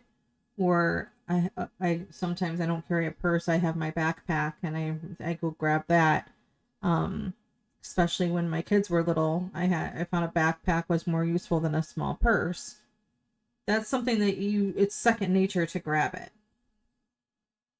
But if it's something that's not second nature that you don't always remember to take with you, is like sometimes I forget, like I have to run back in my house because I forget my sunglasses and the sun is blinding me.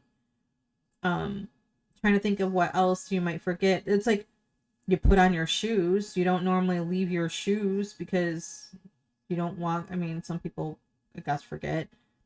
But it just doesn't seem like you're going to quickly and all the time forget something that's also something that's constantly in your hand. Like, it just, her stories don't jive.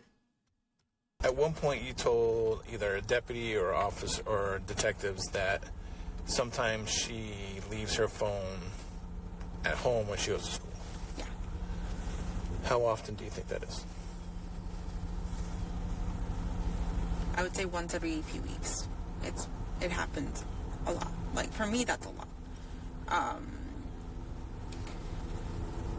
She has ADHD. She's very forgetful. She'll set something down and completely forget where she said it later. Mm-hmm. Where I found her phone was on her dresser, So I'm assuming she placed it there while she was getting ready and completely forgot about it, got ready, grabbed her backpack, and left. But it was on the dresser in front of her TV.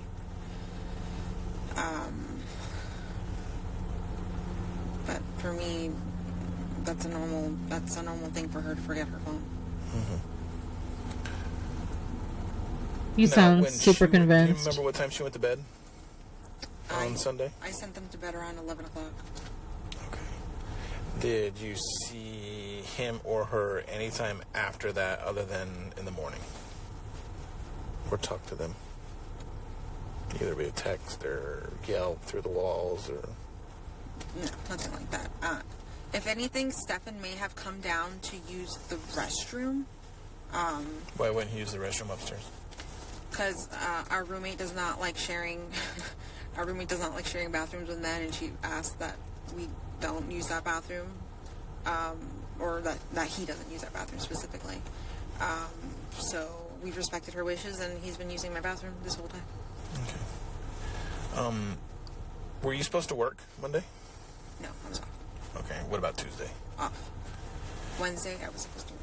And you told me you work at the front desk at Coronado Springs at Disney. Yes. How long have you worked there? Less than a week. Okay. Did you work anywhere prior to that? I was a substitute teacher for Kelly Education. And how long did you do that? Maybe a month or two. Not very long. And then before that, I've been unemployed. I've been living off disability, essentially. I'm disabled. Okay, why are you disabled? From what? I have a bunch of things. Primarily PTSD. From what?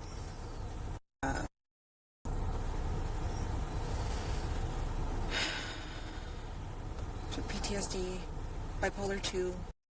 Her sighing gets on my nerves. I just have to say that. The constant... It gets on my nerves. Is she always like this? I need to know. Is she always like this? Because it drives me nuts. Generalized anxiety. ADHD.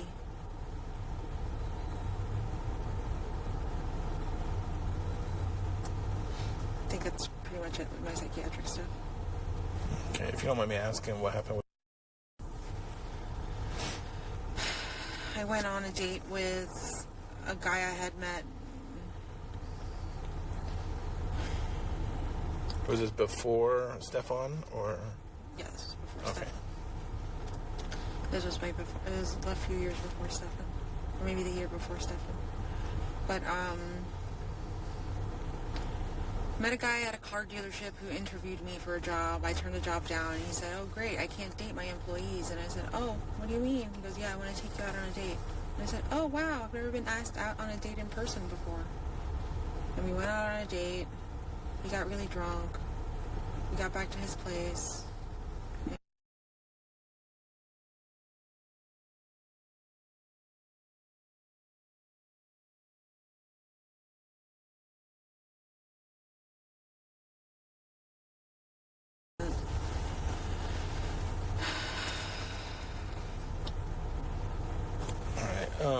If you didn't work, what would your typical day look like?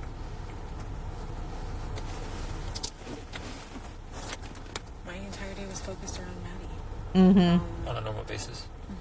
Okay. I would wake up first thing in the morning, make sure she was ready, make her breakfast, get her backpack and water bottle ready. If she's taking lunch, get her some lunch ready. This is me doing this while she's getting ready. Walk the dog, come back, make sure she takes all her medications before school, take her to school, come back. I typically have a bunch of doctor's appointments to go to often, so I'm either at doctor's appointments. If I'm not at doctor's appointments, I'm just here at home, probably napping, resting, just waiting until it's time to pick her up from school again. She was My whole life revolved around Maddie. Trying not to get too personal here, but I'm gonna. My whole life wasn't wrapped around my daughter. because I have 4 children. But the overwhelming sense of loss that I still feel 7 years later still hurts me to my core some days. Most days I'm okay. I'm not perfect. I'm never really perfect. I'm okay. I'm functioning. There are days I cry for no reason at all. And I mean, it's a reason, but just a slight thing will upset me and I'll be really sad. She wasn't my whole life, but I miss her a lot. I can't imagine what life would be like for me if she was all I had. And my life revolved around her, getting her to school, making sure she took her meds, making sure that she ate, making sure that she did her homework, making sure that she was happy and she had the things that she needed. I couldn't imagine being this person who doesn't have a life outside of my child to suddenly having the emptiness of not having my child. But for someone who is trying to say that her child was her everything and that she didn't really have a life other than her child, especially when she wasn't working, feels like, I don't know. How are you so calm? How are you managing to stay the way you are when you literally feeling like you've lost everything? Because again, she could be in denial. She could think, oh, she's out there somewhere, she'll come home, maybe. But even with people in denial, they're still bound to be upset. And I don't know, it's just weird. Terrible. Like, everything I did was, my everyday was for her. Did Stefan know about your doctor appointment on Monday? Did you tell him what your plans were on Sunday?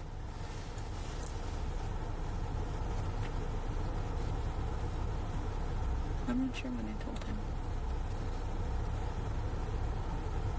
I must have told him Sunday night, yeah, or Sunday, because there's no way I could have told him Monday morning if he didn't have his phone on him, and I didn't really talk to him that morning. Where'd you meet him? We both worked at a real estate office off of I Drive somewhere. They're called Eco Homes. I don't think they exist anymore though. The Eco Home Company. I think he was a real estate agent for them or did warranty work for them. And I was an appointment setter. And I didn't have that job for very long. I got fired. It was right after my PTSD incident. I couldn't hold down a job at all. So when you and Stefan would hang out, say Maddie's at school and you two wanted to hang out, or the three of you wanted to hang out, like what would you guys do? Like where would you go? Or primarily Disney. We have Disney annual pass holders. We both worked for Disney at one point. Well, at least he worked there at one point. I still work there. But we go to Disney. We go to Disney, or we stay at home and like they would play board games, or we'd watch. Well, we loved watching movies. We would always have family time and just watch a new movie. Like I felt like it was one of our projects to make sure that she watched all the good movies from the 80s and 90s that we watched grew up watching. I just wanted her to like have the knowledge of pop culture. So last movie we watched with her was Sister Act. when was that? Sunday night. Lie. How does she watch the last movie of Sister Act? Here's where Sister Act comes up again. I'll never look at that movie the same way. So she gets home from work at 10:30-ish. Half an hour later, she's sending them up to bed. She claims that Maddie was showing her all the stuff that she got from her birthday and was talking to her about her birthday party. So how do they watch Sister Act? Do they watch it like on speed? Did they watch it, sped up? Because that is an hour and a half at least. She was only home for half an hour before they all went to bed, allegedly. So I don't know if the Sister Act story actually happened or if that's what Stefan had put on after, while Maddie was showering and doing whatever. If that movie existed at all that night, but there's that inconsistency. We watched Sister Act. It was the last thing that we did together. But you said you got home at 10:30 and she talked to you about her birthday party and then you all went to bed. Inconsistent. Would you go out to like eat anywhere, like a favorite restaurant or anything like that? The only restaurant I think we frequented a handful of times in the last year is La Mexicana. It's on off of Columbia. Honestly, living on disability and then his income at Disney, like, it wasn't enough to survive. We really didn't eat out often. We couldn't afford it. Okay. Would you go, like, visit any parks or other than, not Disney parks, but like neighborhood parks or anything like that? No, we'd hang out right here at this lake. Maddie really liked hanging out at this lake and just drawing, sitting on one of the benches and drawing. Any other park? No, not really. Now, what if it was just you and him? Say going out on a date or wherever, where would you guys typically go? So, due to money, hardly ever went out on a date. Wow, she sounded bitter. So, not trying to get too ahead of myself because I'm going to end up putting the audios of Natalie on here, but when they argued, it was always about money. It was always financial. They argued about money, and that was why they broke up. Was he didn't work steady. He didn't have a stable income. And he was always buying bullcrap. Toys and games and cards and stupid collectible crap, according to her. And she used the word hoarder of things. So he's asking what they do, like what kind of dates did they go on, and she says, due to money, we didn't really go out. She sounds so bitter. That's an interesting emotion.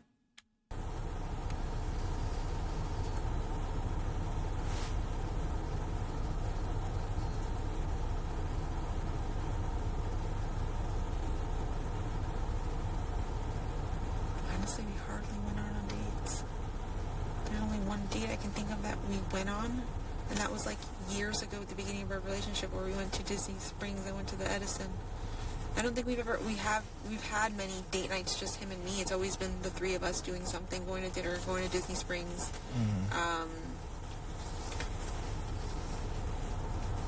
We visit Disney Springs sometimes, often, well, not often, but sometimes. We really liked that restaurant, Deluxe Burger. Really good. Shane really enjoyed it there. Now, the dynamic between you three. I know you told me that sometimes you and her would sleep in the bed. Yeah. Sometimes the three of you would sleep in the bed. And then sometimes you would send him and her to a bedroom so you could get a good night's sleep. Yeah. How long has that been going on? Okay, so...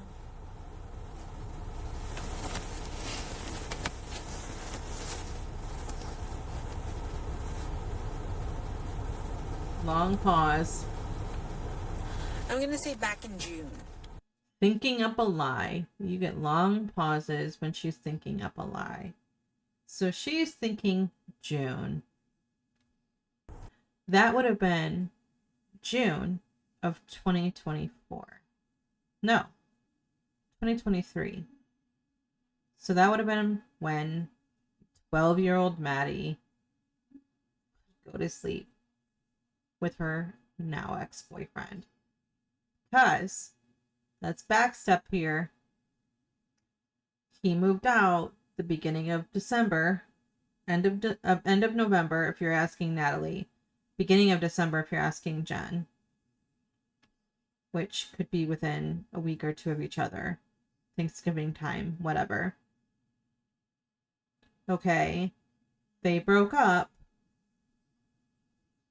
for about 4 months, according to Natalie. So let's count down. We're going to take away December because he wasn't living there most of the month. So then we go November, October, September, August, July, June. Now, they're still together in a relationship, allegedly, and we don't know exactly when they broke up. That was just when he ended up moving to the bedroom upstairs, was a few months prior to him moving out. So now we're looking at 7 months-ish when he and Maddie started sleeping alone together before he moved out. It was primarily the three of us sleeping in bed together all the time. And why? How did that start? Maddie has always slept in the bed with me. She's always slept in my room. Only when we lived in that apartment in Northport did she have her own bedroom, and we could afford for her to have her own room. So that was the only time she's actually had her own room. Dummy. She could have her own room. No one was in room number 4. She's so infuriating. I want to just kindly have a conversation with Jennifer Soto in person. And I promise I wouldn't smack her upside the head a couple times. I swear. That was the only time we could have afforded for her to have her own room. She had her own room, Jen. And you know what's weird? Did she sleep with her grandmother when she stayed the night at her grandma's house? Or did she have her own bed? I'd like to know that question, the answer to that question. When she stayed at her grandmother's house, did she have her own bed to sleep in? I wouldn't want to leave there either. I get my own room if I live with grandma. I get my own room. I get my own bed. I don't have to sleep with my mom. Holy crap. What 13-year-old would be like, I want to keep sleeping with my mom? Instead of, I can have my own bed. Again, she didn't prioritize Maddie. And she's like, oh, well, we just always slept together. Ugh. Here, she's always shared a room with me. When she was a baby, she had her own bedroom here for a few years. But when she got older and we started having roommates and all that stuff, she started just staying with me in my bedroom. Stefan, well, during the times that we did live with Stefan, it would be the three of us in this bed down here, down in the master bedroom. It wasn't until June of last year that we had broken up, and I said, okay, I don't want to sleep in the same bed with you. Please move upstairs. And he moved upstairs. At this point, Maddie pretty much slept with me all the time. I wonder if that's around the time when he cheated. I need to go back later and re-listen to this, because I wonder if that was around the time he cheated. I need to put a better time frame, a timeline together, because I could see her being disgusted with him finding out he cheated on her with either the coworker or, you know, her own daughter or whatever. Because Jenn would look at it as cheating and not as abuse, because, I don't know, allegedly, I'm guessing, she's not being charged with anything, so I gotta be careful there. But, yeah. I think I can count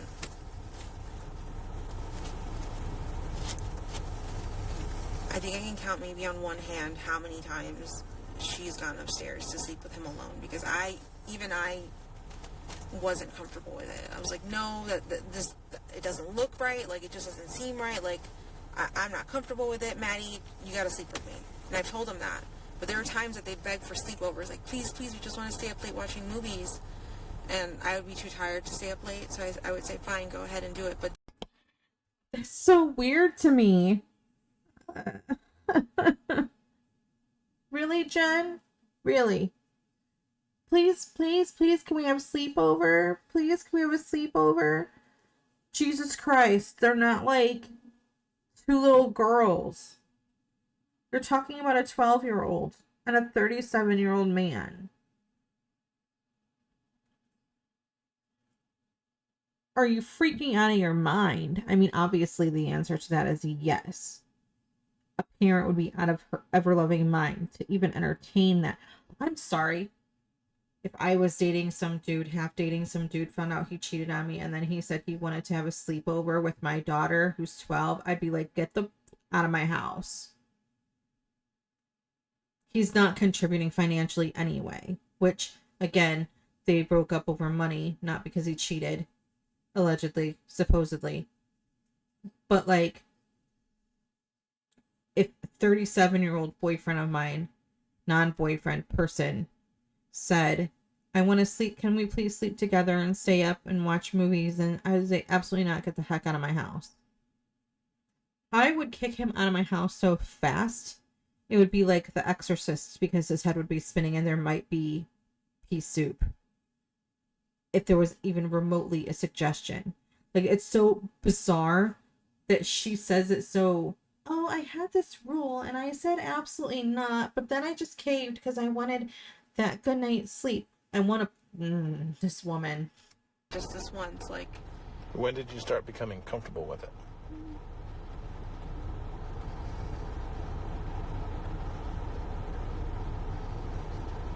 I don't know if I was ever comfortable with it.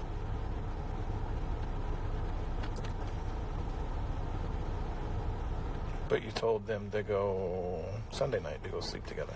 I did. That was a selfish move on my part. It's because I wanted a good night's sleep. I didn't want her kicking me or rolling into me or waking me up.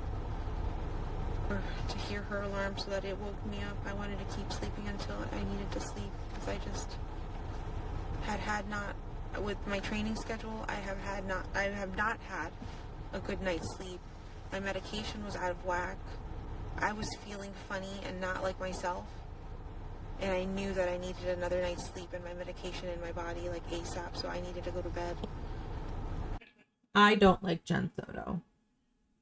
I can't say I hate her, because that's a really strong emotion that I don't think she's really earned. Like, I can say I mean, I hate Stephen Stearns, but for an entirely different reason. I can't stand Jennifer Soto.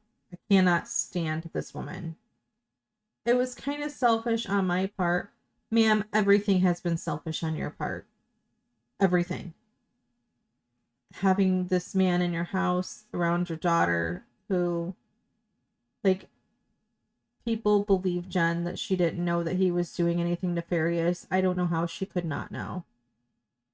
I feel like it's one of those, if I don't see it and I don't know for sure that it's happening, I can pretend that it doesn't exist. But, like, how do you send your child upstairs to sleep alone with a grown-ass man and not think that there's anything going on?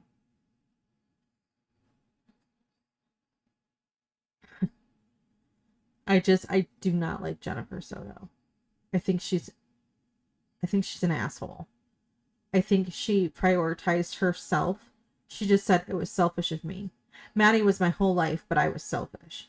I know that sometimes we get a little selfish and we do things for ourselves, and sometimes as parents we have to, because otherwise we lose our identity, and it can cause a lot of hostility and bitterness and frustration, and we start to resent the people we care about because we don't prioritize ourselves ever. But it sounds to me like Jenn always prioritized herself over Maddie, because to me, if I were in the position that I only had one bedroom, I would give my child the space. I would give up my space for my child if that's what she needed. If she needed her own room and that's what she wanted, and she voiced to me that it was important to her, I'd sleep on the couch. I would sleep on the bed in the makeshift bedroom and give her the bedroom. But yet, there was a bedroom upstairs sitting empty when Stefan wasn't there, and it still wasn't Maddie's room. It was like empty in case he came back, with maybe the hopes that he would come back. It's just, she prioritized herself and she prioritized Stefan over Maddie. And her saying that I was selfish is probably one of the most honest things that she has said so far. So that was, I wasn't even comfortable sending her that night, but I just did it for my own selfish reasons. Okay. Did you know?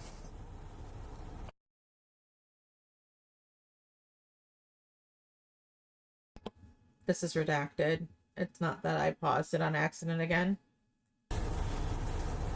He's never said anything to you or anything about it. If anything, I've always told him that my biggest fear is that this would turn into a Woody Allen situation where the stepdaughter or the dad grooms the child and the child turns 18 and ends up running away with him. I told him like that was my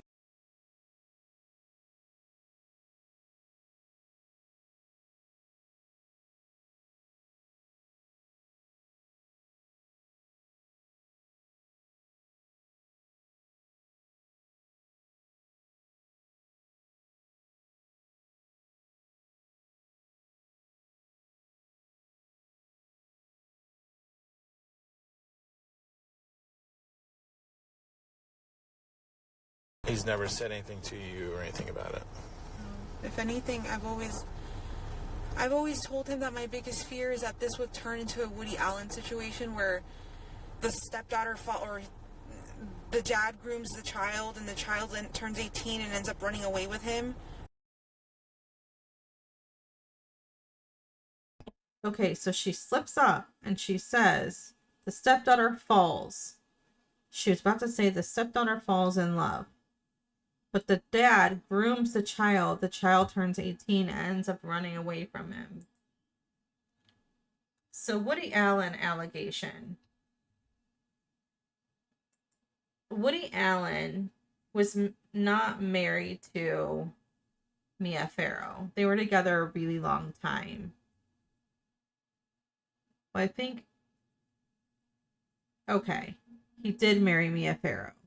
When Mia had adopted Soon Yi, they were not married yet. I think Soon Yi was 12. And then when Woody and Mia separated, he started she found photographs of a nude Soon Yi that Woody had taken. And she accused him of grooming her daughter to fall in love with him because she was 21 years old when the sexual relationship allegedly began. Mia swears she has a feeling it happened before that. And it had been a growing thing since Soon Yi was little. Now, of course, she and Woody both say this is absolutely not true, that she was grown when they fell in love, and Woody says it would be the same as if I came across her at a party, which is weird and untrue. He's claiming that when she was young, he didn't really know her because they weren't living in the same household, even though there was a marriage, whatever. So this woman is saying, my biggest fear is that my daughter is going to fall in love with, or wait, that my boyfriend is going to groom my child, and when she turns 18, she's going to run away with him. Who thinks that? Who not only thinks that, but verbalizes it and is willing to tell this to a police officer? I'm just like, let's see if I can edit this in here, because this is the look I'm giving right now. Let's see. I'm making this face.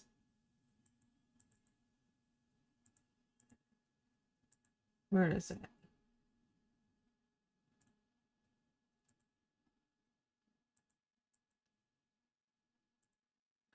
I'm just giving this expression.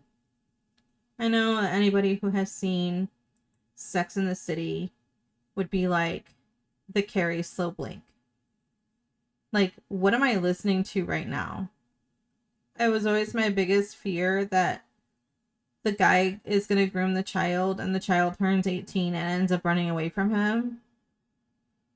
Who thinks like this? But that is my expression. Like, excuse me, what? What? Anyway. I told him, like, that was my biggest fear and I don't ever want that happening. Like, you can't do that to me. Like, why would you say that to him? Because I never trusted. I grew up being told never trust a man. My mom put that in my body, never trust a man. And like, I did not completely 100% trust the man, but in my, like, the logic in my head was saying, you know, he's been in your life for 7 years, nothing's happened, he hasn't shown you anything that he's weird, or that he's done any, or that he's interested in her, or said anything about her body, or talked. Like, this woman's whole pitch has changed. She went from talking normally to now she's all high pitched. Now she's like, oh, stressed. Because, you know, this is something that bothers her. Because, oh, he never had any indication of me. Yeah, bullshit. About her in any specific way that, like, freaked me out. He's never said anything like that or shown me any of those signs. So I thought I could trust him, that he was safe, that he was a good guy, and that he was taking care of my baby and loved her the way I loved her, but I was wrong. Uh-huh. Yes, because you may think he was whatever. I know.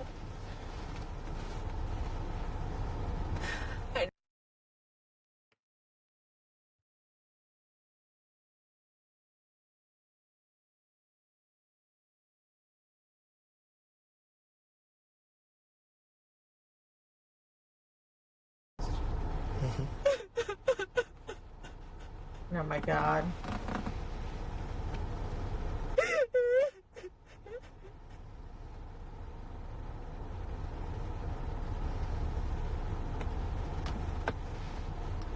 So I need you to, I know this is a lot, but Monday morning, I really need. She is showing more emotion now, and this kind of pisses me off. She is showing more emotion now than she has the last 2 days. Talking about her daughter being intimate or abused, I prefer abused, but in her mind, intimate, with her man has her upset. That is so disgusting to me that this whole time, Jenn can't show emotion because of her meds, right? That's the excuse that people give her. She can't show emotion because of her meds. She sure as hell showing it now. She's bawling her eyes out thinking about her man being with her child, her daughter. She just used the Woody Allen scenario. In this perspective, she's not looking at her daughter as a minor. She's not looking at her child as a 13-year-old. She's looking at her like the other woman. Like, her man cheated on her with another woman. Only that other woman is a minor child. And she is upset. She's devastated. This is racking through her because she feels angry, upset, betrayed, disgusted, all of these things. Not because it was her daughter. Not because she was a minor at 13 years old. But because it feels like he did her worst fear and he was with her daughter and they were intimate with each other. Not that he was abusing her. This is the most emotion we get out of Jenn. She's done a little bit of tearing up or whatever for the news, the benefit of the news. She's talked to law enforcement like no big deal. She's talked to whatever, you know, like it's, but the second she starts thinking about Woody Allen and likening Stefan to Woody Allen and liking her daughter to an adult woman that Woody Allen ended up marrying, now she's broken and upset and racked full of sadness and anger and whatever emotion. So Jenn can feel emotions then, but not the other times when it would be equally or more important. Go figure. I need to focus on his actions Monday morning. Okay. So, you go to help him with the dog. Okay. Yeah. And do you or do you not see Maddie? I do not see Maddie. Okay. At that time, would it be normal for her to be awake, getting up, ready for school? Yes. Okay. And according to you, she typically does that in her bedroom. Yes. Okay. When you go out of your bedroom to help him with this dog... I never left my bedroom. You didn't? He was in my bedroom. He walked in, the dog was on top of my bed, and he went to leash the dog on top of my bed. I got off the bed to try to help him with that, and then he said, no, go back to sleep, so I did. Okay. He tells you that he took Maddie to school and drops her off somewhere near the school so she could walk, because she doesn't want to be seen inside of his car. Yeah. Okay, do you believe him? I don't think so. Why? Because of the evidence, because of the photos, because of what you're telling me. Because he's clearly a liar.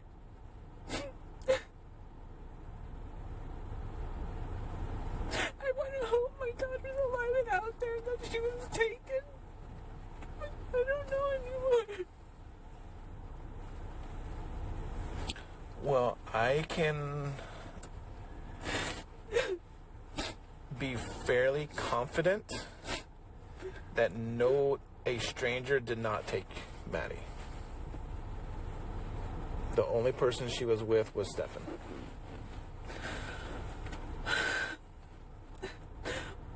Why would he go to Northport? I don't know. I don't know what's in Northport other than his parents. Did you know he was going to Northport? I thought when I woke up and he wasn't in the hotel, I thought he had gone to the Target Plaza right next door to the hotel we were staying at, because he likes to go shopping when he's stressed. But that's not what happened according to you guys. He actually went all the way to Northport and came back. So when he gets stressed, he likes to go shopping. Yeah. Okay, did he tell you he was going shopping on Monday? He was gonna go stop at a few game shops to see if they had any Lorcana cards for sale. Would that be considered stressful shopping? In your mind? Or your eyes? No, because he does this often. He'll want to see what stores have what in stock to see if he can afford to buy it or not. Mm-hmm. He'll go from shop to shop. He does this. He does that. Okay. So going back to it, he says he drops Maddie off and he sees her walking towards the school. Yeah. And then, did he tell you where he went after that? He said he drove around for a little bit, killing time, and then... Killing time for what? For the vape shop to open. Okay. And then I think he told me he waited in front of the vape shop for it to open. But I think that it didn't open. It never opened in time when it was supposed to. Do you know what vape shop he went to? Yes. Let me pull it up.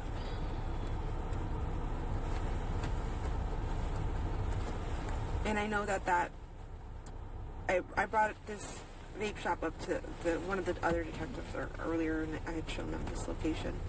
But that vape shop is located in a plaza where it has an Amscot on one corner and a bank on the other corner. So if you guys could probably find video footage of if he was even there, pulling in and out. Okay, so a few things. She says that there's the surveillance, her alluding to surveillance again, which, I mean, this is the 29th. She made that comment the 27th. So she knew that they needed to look at the vape shop for her to make sure that he was there or whatever. Notice that she's no longer sobbing. Doesn't even sound like she's crying or sniffling as much anymore either. So she turned on that waterworks when she thought about what she was thinking about, and then was able to quickly stifle that to continue the conversation that they were having. Weird to me, but you know, whatever. I don't know. It's strange to me how she reacts to things. She's thinking that, you know,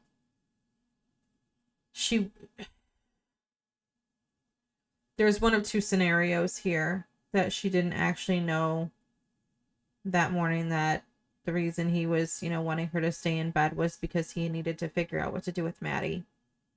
The reason he went to Northport, we learned when he left the hotel, was he went and visited his father's storage unit and put some things in the storage unit that wasn't there before. And when he did that, he used Jenn's car.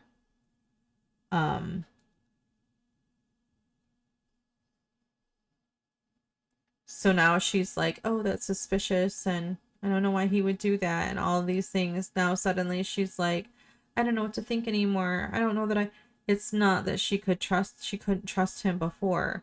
She just couldn't trust him as a partner because, you know, cheated and he wasn't bringing home money. I don't know. I'm probably projecting here, but we'll continue. That's 100 feet. And you know for a fact this is where he went? That's where he told me. Yeah. If it's any vape shop, it's this vape shop. And why that one? Why that specific one? He likes the brand, the e-smoker company. And that's where he gets all of his vape stuff. He won't go to any other vape shop around here. He goes to that one. What time is this vape shop supposed to open? Does it say on there? Okay. 10 a.m. Okay.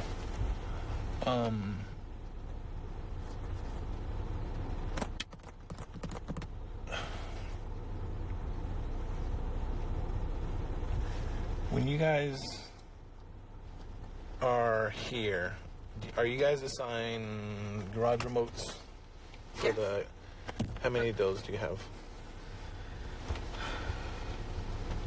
I have one. Stefan has one. I'm not sure if Angelica or Natalie have one. I mean, is it something you keep in your pocket or? I keep in my car. What about Stefan? I think sometimes he leaves it in the car, sometimes he brings it in with himself. It depends. Why would he bring it inside? I'm not sure. Does that seem normal to you? To bring a garage remote inside the house? No. But he said that morning he left the house. He said that morning he left the house and then returned again because he forgot the garage clicker, so he came back to get the clicker. I don't know how true that is or not. Do you think that was odd? He's a very forgetful guy. I don't fucking know what to think of him anymore. I don't know if he's lying. I don't know. All right. So you know you're all around. Yeah.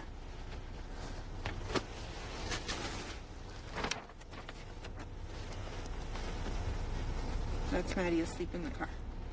Maddie's not asleep in the car. Oh my God. What do you mean? Do you believe Maddie's asleep there? Is she dead? I don't know. We don't know where she's at.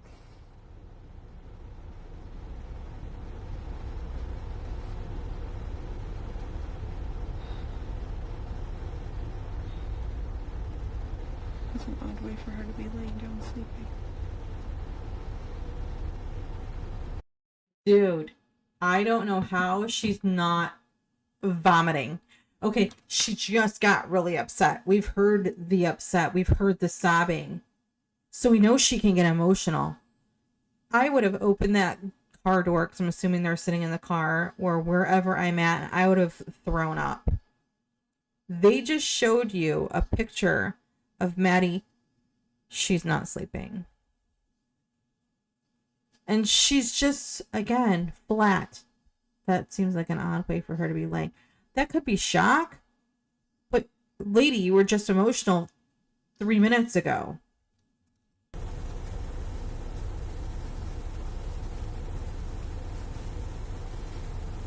So this is at 7:30 in the morning.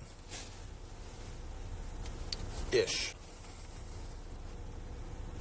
It's way too early. But you said you thought around 8 o'clock. Because I assumed that he was getting her ready for school. So that would be the time he'd wake me up and take her. This doesn't sound like shock. This doesn't even sound like sadness. This sounds like, oh shit, they know. That's what this sounds like to me. Again, I can be 1,000% wrong. I can be reading her totally incorrectly. But when I hear her reaction now versus her reaction a few minutes ago, to where she's just flat, no emotion, no sobbing, no anything, this sounds more to me like, oh shit, they know. This is a big deal. This is awful. They know. They know she's not alive. They know she never went to school. 7:30? Well, that doesn't correlate with her time frame of 8 a.m. This means that they were already gone. And actually, interestingly enough, Natalie says that she didn't even realize Stefan was back until, and I use the phrase back lightly, she didn't realize Stefan was back until after Maddie went missing. She did not see him that morning.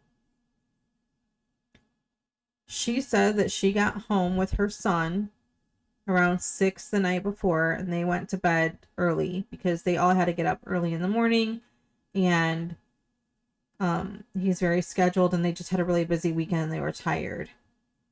So she didn't see Maddie at all. Maddie would have still been at her grandmother's for her party. But Natalie said that around 7:15 to 7:30, I think, that she was getting ready to leave to take her son to her parents, and she had a meeting that morning, so she had to leave earlier. And Stefan wasn't there because she didn't see him. She wouldn't have recognized the car that he was driving anyway, but he wasn't there. She didn't see him. So how could Stefan be in two places at once? How could he be driving around in the car with Maddie, but waking Jenn up at 8 o'clock because of the dog? So either Jenn was mistaken about the time, which is possible, and that would also mean that Stefan would not have been there when she left for her appointment, because he called her when she was on her way to her appointment. Or whatever she said. So he had been just driving around killing time for the vape shop, she claims, but he would have been out of the house by 7:30 to be seen in that car with Maddie next to him driving around. So there was no incident with the dog. Not at that time frame. Maybe super early, like 6 a.m. or so, but it was not 8 o'clock.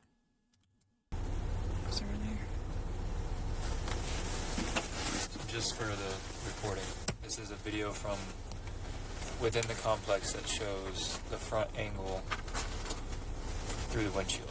Yes. So the next picture is going to be Maddie in the front seat of Stefan's car. You see, right here? Mm-hmm. That's taken at 9 o'clock near SeaWorld. 9 o'clock in the morning? Mm-hmm.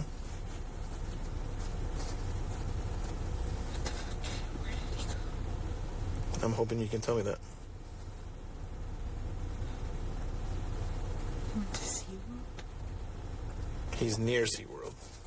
That's International Drive. Does he know anybody up there? so. Is there a special He place doesn't likes to go? He doesn't have many friends like that. Like, not locally. Does he have anywhere he would like to go? Is there a special place he likes to go?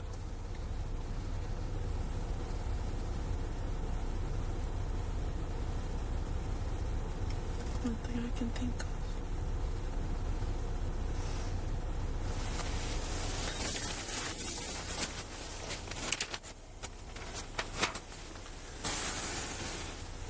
Here's another picture from the dumpster in Venetian Bay of Stefan throwing away trash. What day? That's going to be Monday morning, probably around 7:45. Has the dumpster has that already been taken? Have you guys been able to look at what was dumped? What was thrown out? What do you think was in there? Clothes? I don't know. What makes you say clothes?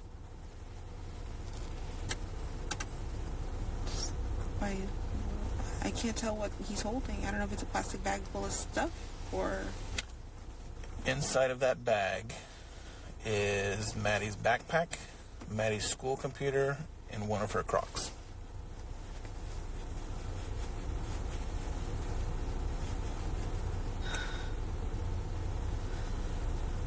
Are you telling me we're looking for a body right now? We're looking for Maddie, absolutely. 100% we're looking for her. No. Most likely she's not alive. I don't know. I can't answer that. I have a feeling that you and Stefan have some sort of communication on places he likes to go, or so, because some of the questions that I ask, it seems like you almost not cover up for him, but kind of defend him or have answers to some of these questions. Because I want you to have more further insight as to why he might do things. But you saying he's forgetful and all Maddie that too. stuff. I just want you to understand, like, we're all the same. We're both we're all very forgetful. We're all very time blind.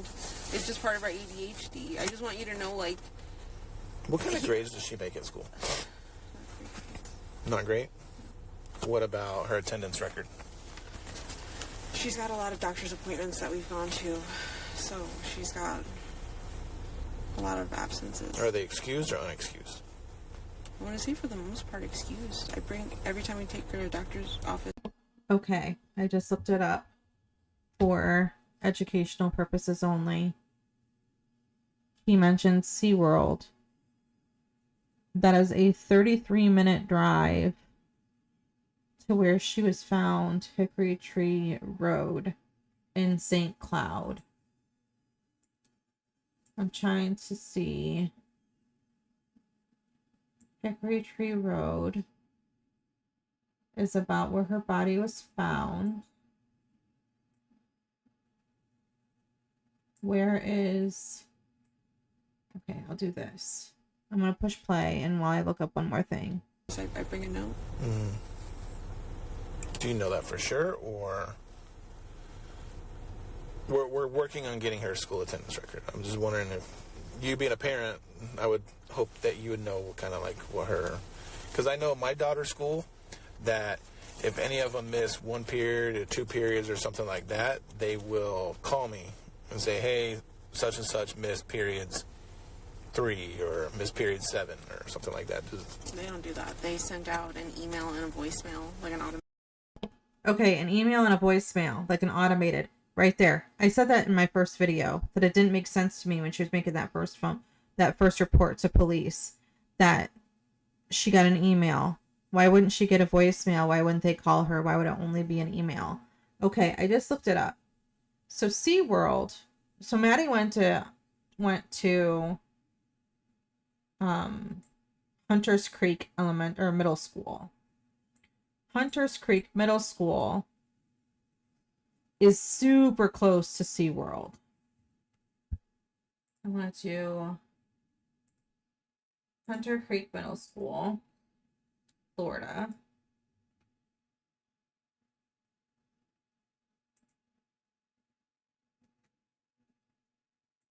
to SeaWorld.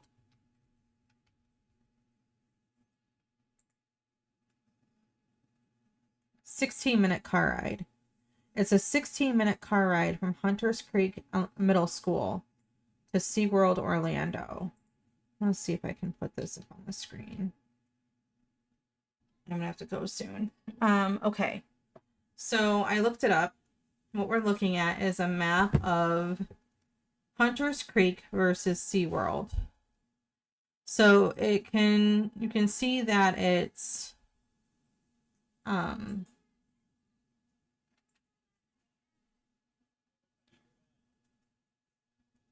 16 minutes from Hunters Creek Middle School to SeaWorld.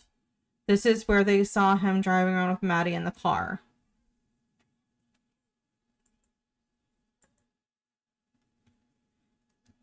Hickory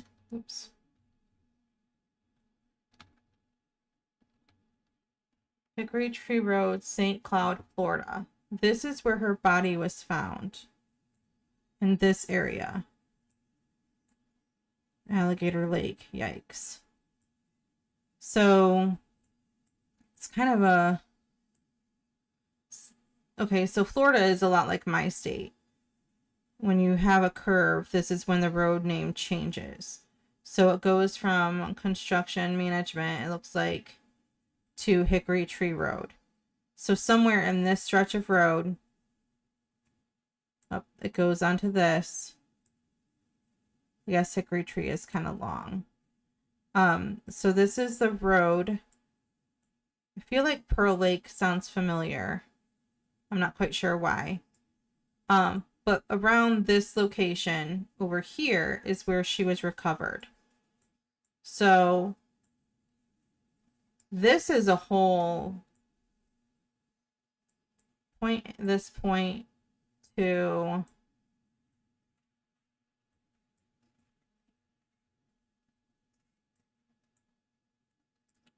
this point, SeaWorld, is 48 minutes. So if he was over here for that picture to be seen of him driving around at 7:30, or was that after 9? Can't remember what time he just said. What did he just say? I can't remember what he said. But regardless. So, where'd it go? Oh, sorry. So, where he was at versus where she was recovered. This is why I think, and it's a really sinister thought, I think he was trying to find a place to take her, and he didn't know what to do. He didn't know where to go. He didn't know where to take her. So I think what he did was he drove around, kind of panicked, not knowing what to do. And at some point, he places her in the trunk and goes back to the house. And I think when he's sitting there, factory resetting his phone and talking to Jenn, and they're having whatever conversation that they're supposedly having, I think she's still in the car. I think she's in the trunk. Because he leaves the house again, which I'm not quite sure what their address is, but, you know, we'll go back towards the middle school because I know that they have to live close to that.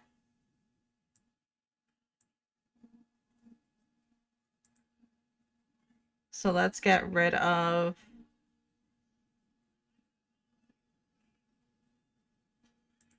SeaWorld. Getting rid of SeaWorld. So we're just going back to Hunter Creek Middle School from Hickory Tree Road.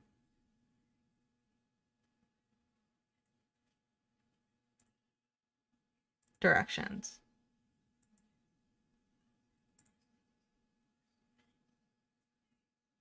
So now we're looking at 31 minutes. Her school And I'm not quite sure where their apartment is. That's in Kissimmee. Is in a totally different direction from the school. And a totally different direction from where he was supposedly at when they saw that image. Meaning he went back to the house and she was still in the car.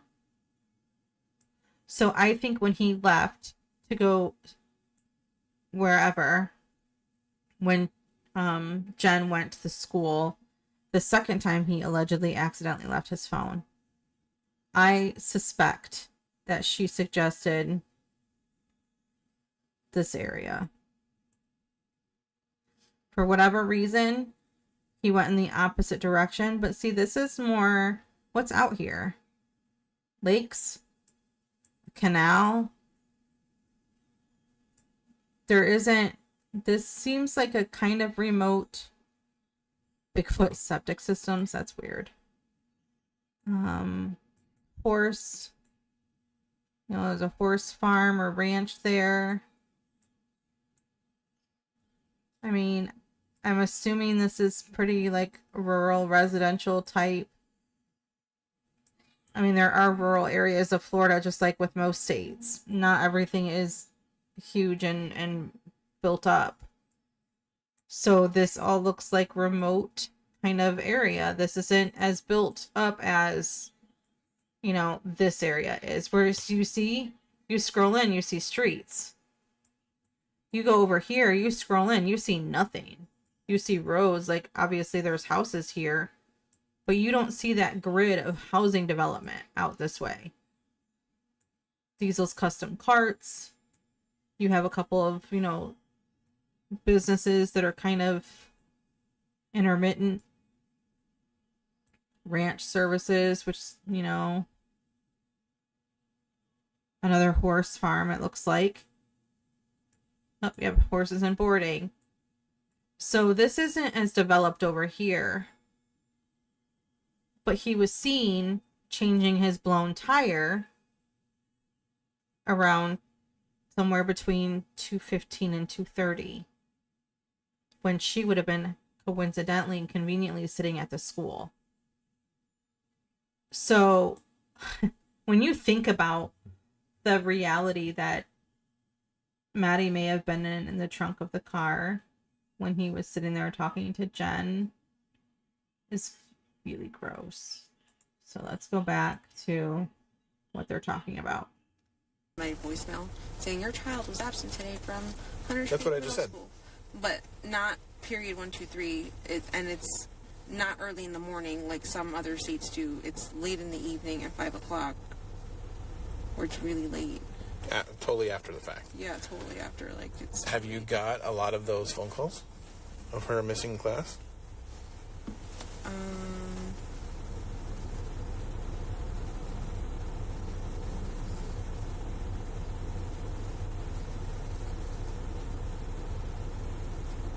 Come on, Jenn. It's not a trick question. I would say I've got a good number of those voicemails and stuff, but I mean even with excused doctor's notes, I'll still get those phone calls. Mm-hmm. Yeah, because they miss school. Yeah. So yeah, I've gotten a lot of those. Okay. So you've gotten a lot of phone calls of her missing school, but you conveniently didn't get one that day. Wow, another coincidence. Imagine that. When you say she doesn't make good grades, what's considered not making good grades? C and under, C, D, F. She's got an IEP. Mm-hmm. She struggles with. She's got a few learning disabilities with reading, with mathematics. Her ADHD doesn't help anything at all. She's very spacey, very. Like she could see a squirrel and completely forget. Like the teachers have told me, like they'll tell her to do her work and she'll be like, oh okay, and then see something, completely get sidetracked and then forget. Mm-hmm. And they're always on top of her. Okay. But yeah, she's just. I forgot where I was going with this. I'm sorry. That's okay. Her grades and attendance. Oh, yeah. Her grades suffer because of her ADHD for sure. And I think that's one of the biggest reasons she got an IEP is because she's technically 2 years behind Okay, so I didn't realize, and again, I haven't listened to this. I didn't realize that she had all these IEPs and learning disabilities, and she was 2 years behind. Whatever, whatever.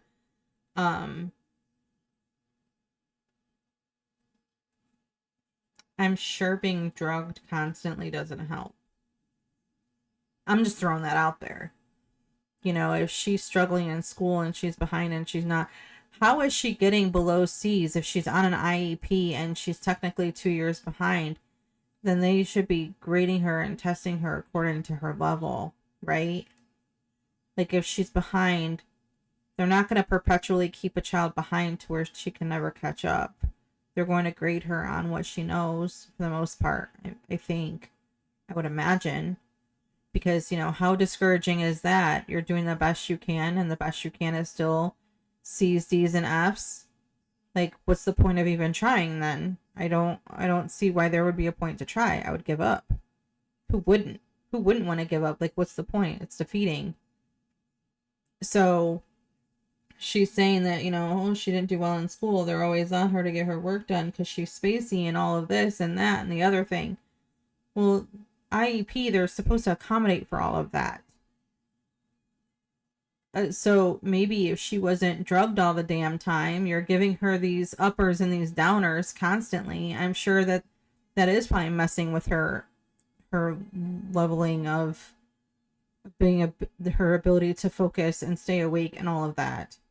Because if she's on meds, see, that's the other thing. If she's on meds, then aren't those meds supposed to make her be able to function better? Shouldn't she do better in school because she's on the meds? Because then that's counterproductive. If you have her on meds and she's not doing well, then take her off the meds because the meds are pointless. The meds aren't doing their job. They're not fulfilling their intended purpose. So she doesn't make any sense. With her reading level,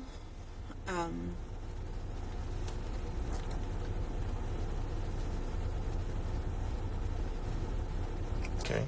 What grade is she in? 7th. Okay.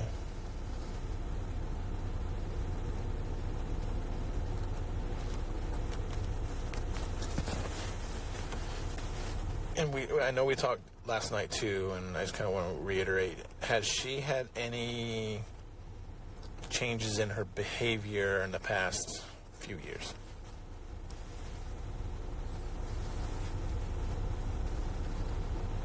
I'll say yes. But it was all around where puberty hit, and like the typical teenage, the attitude, the sass, the talking back, the disrespect, the pushing boundaries. She was very much doing that. But that calmed down over the last few months. Got even... Whoa, wait. Since puberty hit,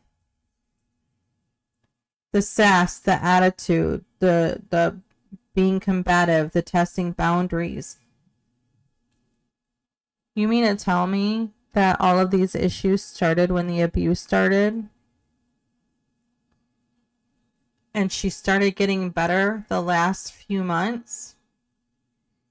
That should be a revelation to everyone. She's suddenly better. She's doing better. She's not testing boundaries. She's less combative in the last couple of months. Just before puberty, around puberty, she started testing boundaries and getting combative and arguing and all of those things until the last couple of months. What is the common denominator here? Stefan's presence and Stefan's absence. Holy shit. Better when Stefan moved out and went to Northport. Maddie and I were actually seeing a therapist together to try to like work through our issues because we were having problems communicating. Imagine that. Stefan left. And she got better. Yeah. So Stefan, tell me about his... I know you say he likes to play board games and all that stuff. Is he like... What else does he like to do for fun? He's a collector. He collects... Play sports or anything like that? No. He collects games and hobbies. He collects, do you know what Tamagotchis are? Mm-hmm. He collects Tamagotchis. He's got so many of those. Digimons, lightsabers. Does he like to go camping? Does he like to go to the beach or any of that stuff? No. The beach makes him self-conscious because he doesn't like how his body looks. He calls himself flabby. But, no. He's not an outdoorsy person. He doesn't play sports. He doesn't like the beach. Okay, he used to... Okay, this may be irrelevant. Back a few years ago, I used to own a scooter, an electric scooter, and he owned something called the One Wheel, which is like kind of like a scooter, but with one big round wheel in the middle. We would take that and ride around. The Kissimmee Trail connects back here, so we'd take that to the Kissimmee Bridge, do that trail over there, come back, or also go into Shingle Creek, cross the street, across Hoagland, go behind an apartment complex, and we end up in Shingle Creek. We would ride all of that and explore all of that wetlands and greenery back there. But we haven't done that in a while. We haven't owned scooters or electronic devices in a few years. Okay. Tell me about, you said there was an apartment in Northport. Yeah.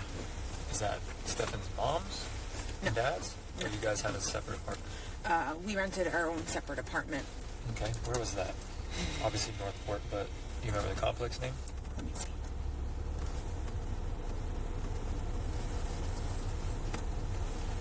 And how long ago was that? This was back in 2020. Okay. I don't remember the month we moved in, but we moved out in November of 2020. We were there somewhere between 6 to 8 months. Okay. Let me see if I have there. Was it just you three there? Yes, it was just the three of us. Okay. Is Northport, I've never been there. Is it a big city, small city? Oh, I'm sorry. So the apartment we used to live in is in the town next door over. It's called Port Charlotte, Florida. Okay. That's a small town. Northport, even smaller, I would say. But Northport being more popular because it's attached to Sarasota County, so it has more people living in it. Charlotte County is pretty small. Is it rural? I mean, there was a city center, and there was a Tamiami Trail ran through it. Okay. So, major road, lots of businesses, lots of shops. So, I mean, it's out in the middle of nowhere, but... Fun fact is Northport is the third largest city in the state of Florida, square miles wise. Yeah, it's big. The name of the apartment complex I used to live in is called Charleston K.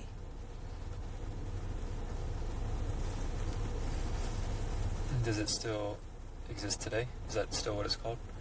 I'm not sure. I can Google.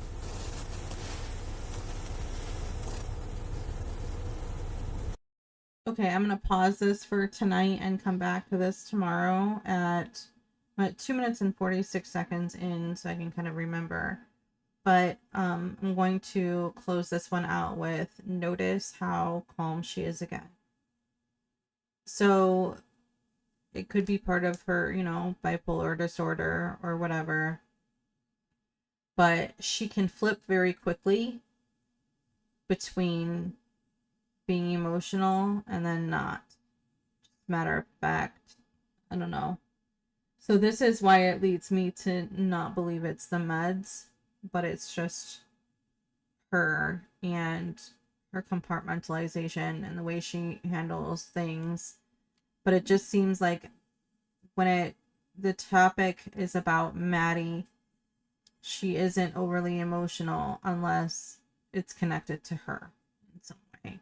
Like when she got emotional and started sobbing over the fact that she brought up the Woody Allen situation. And when it looked more like he was having an affair with her daughter over it being abuse, then she was upset. So that's kind of what we see with Jenn as a pattern, is she is able to express emotions. She does. Just not when you would expect her.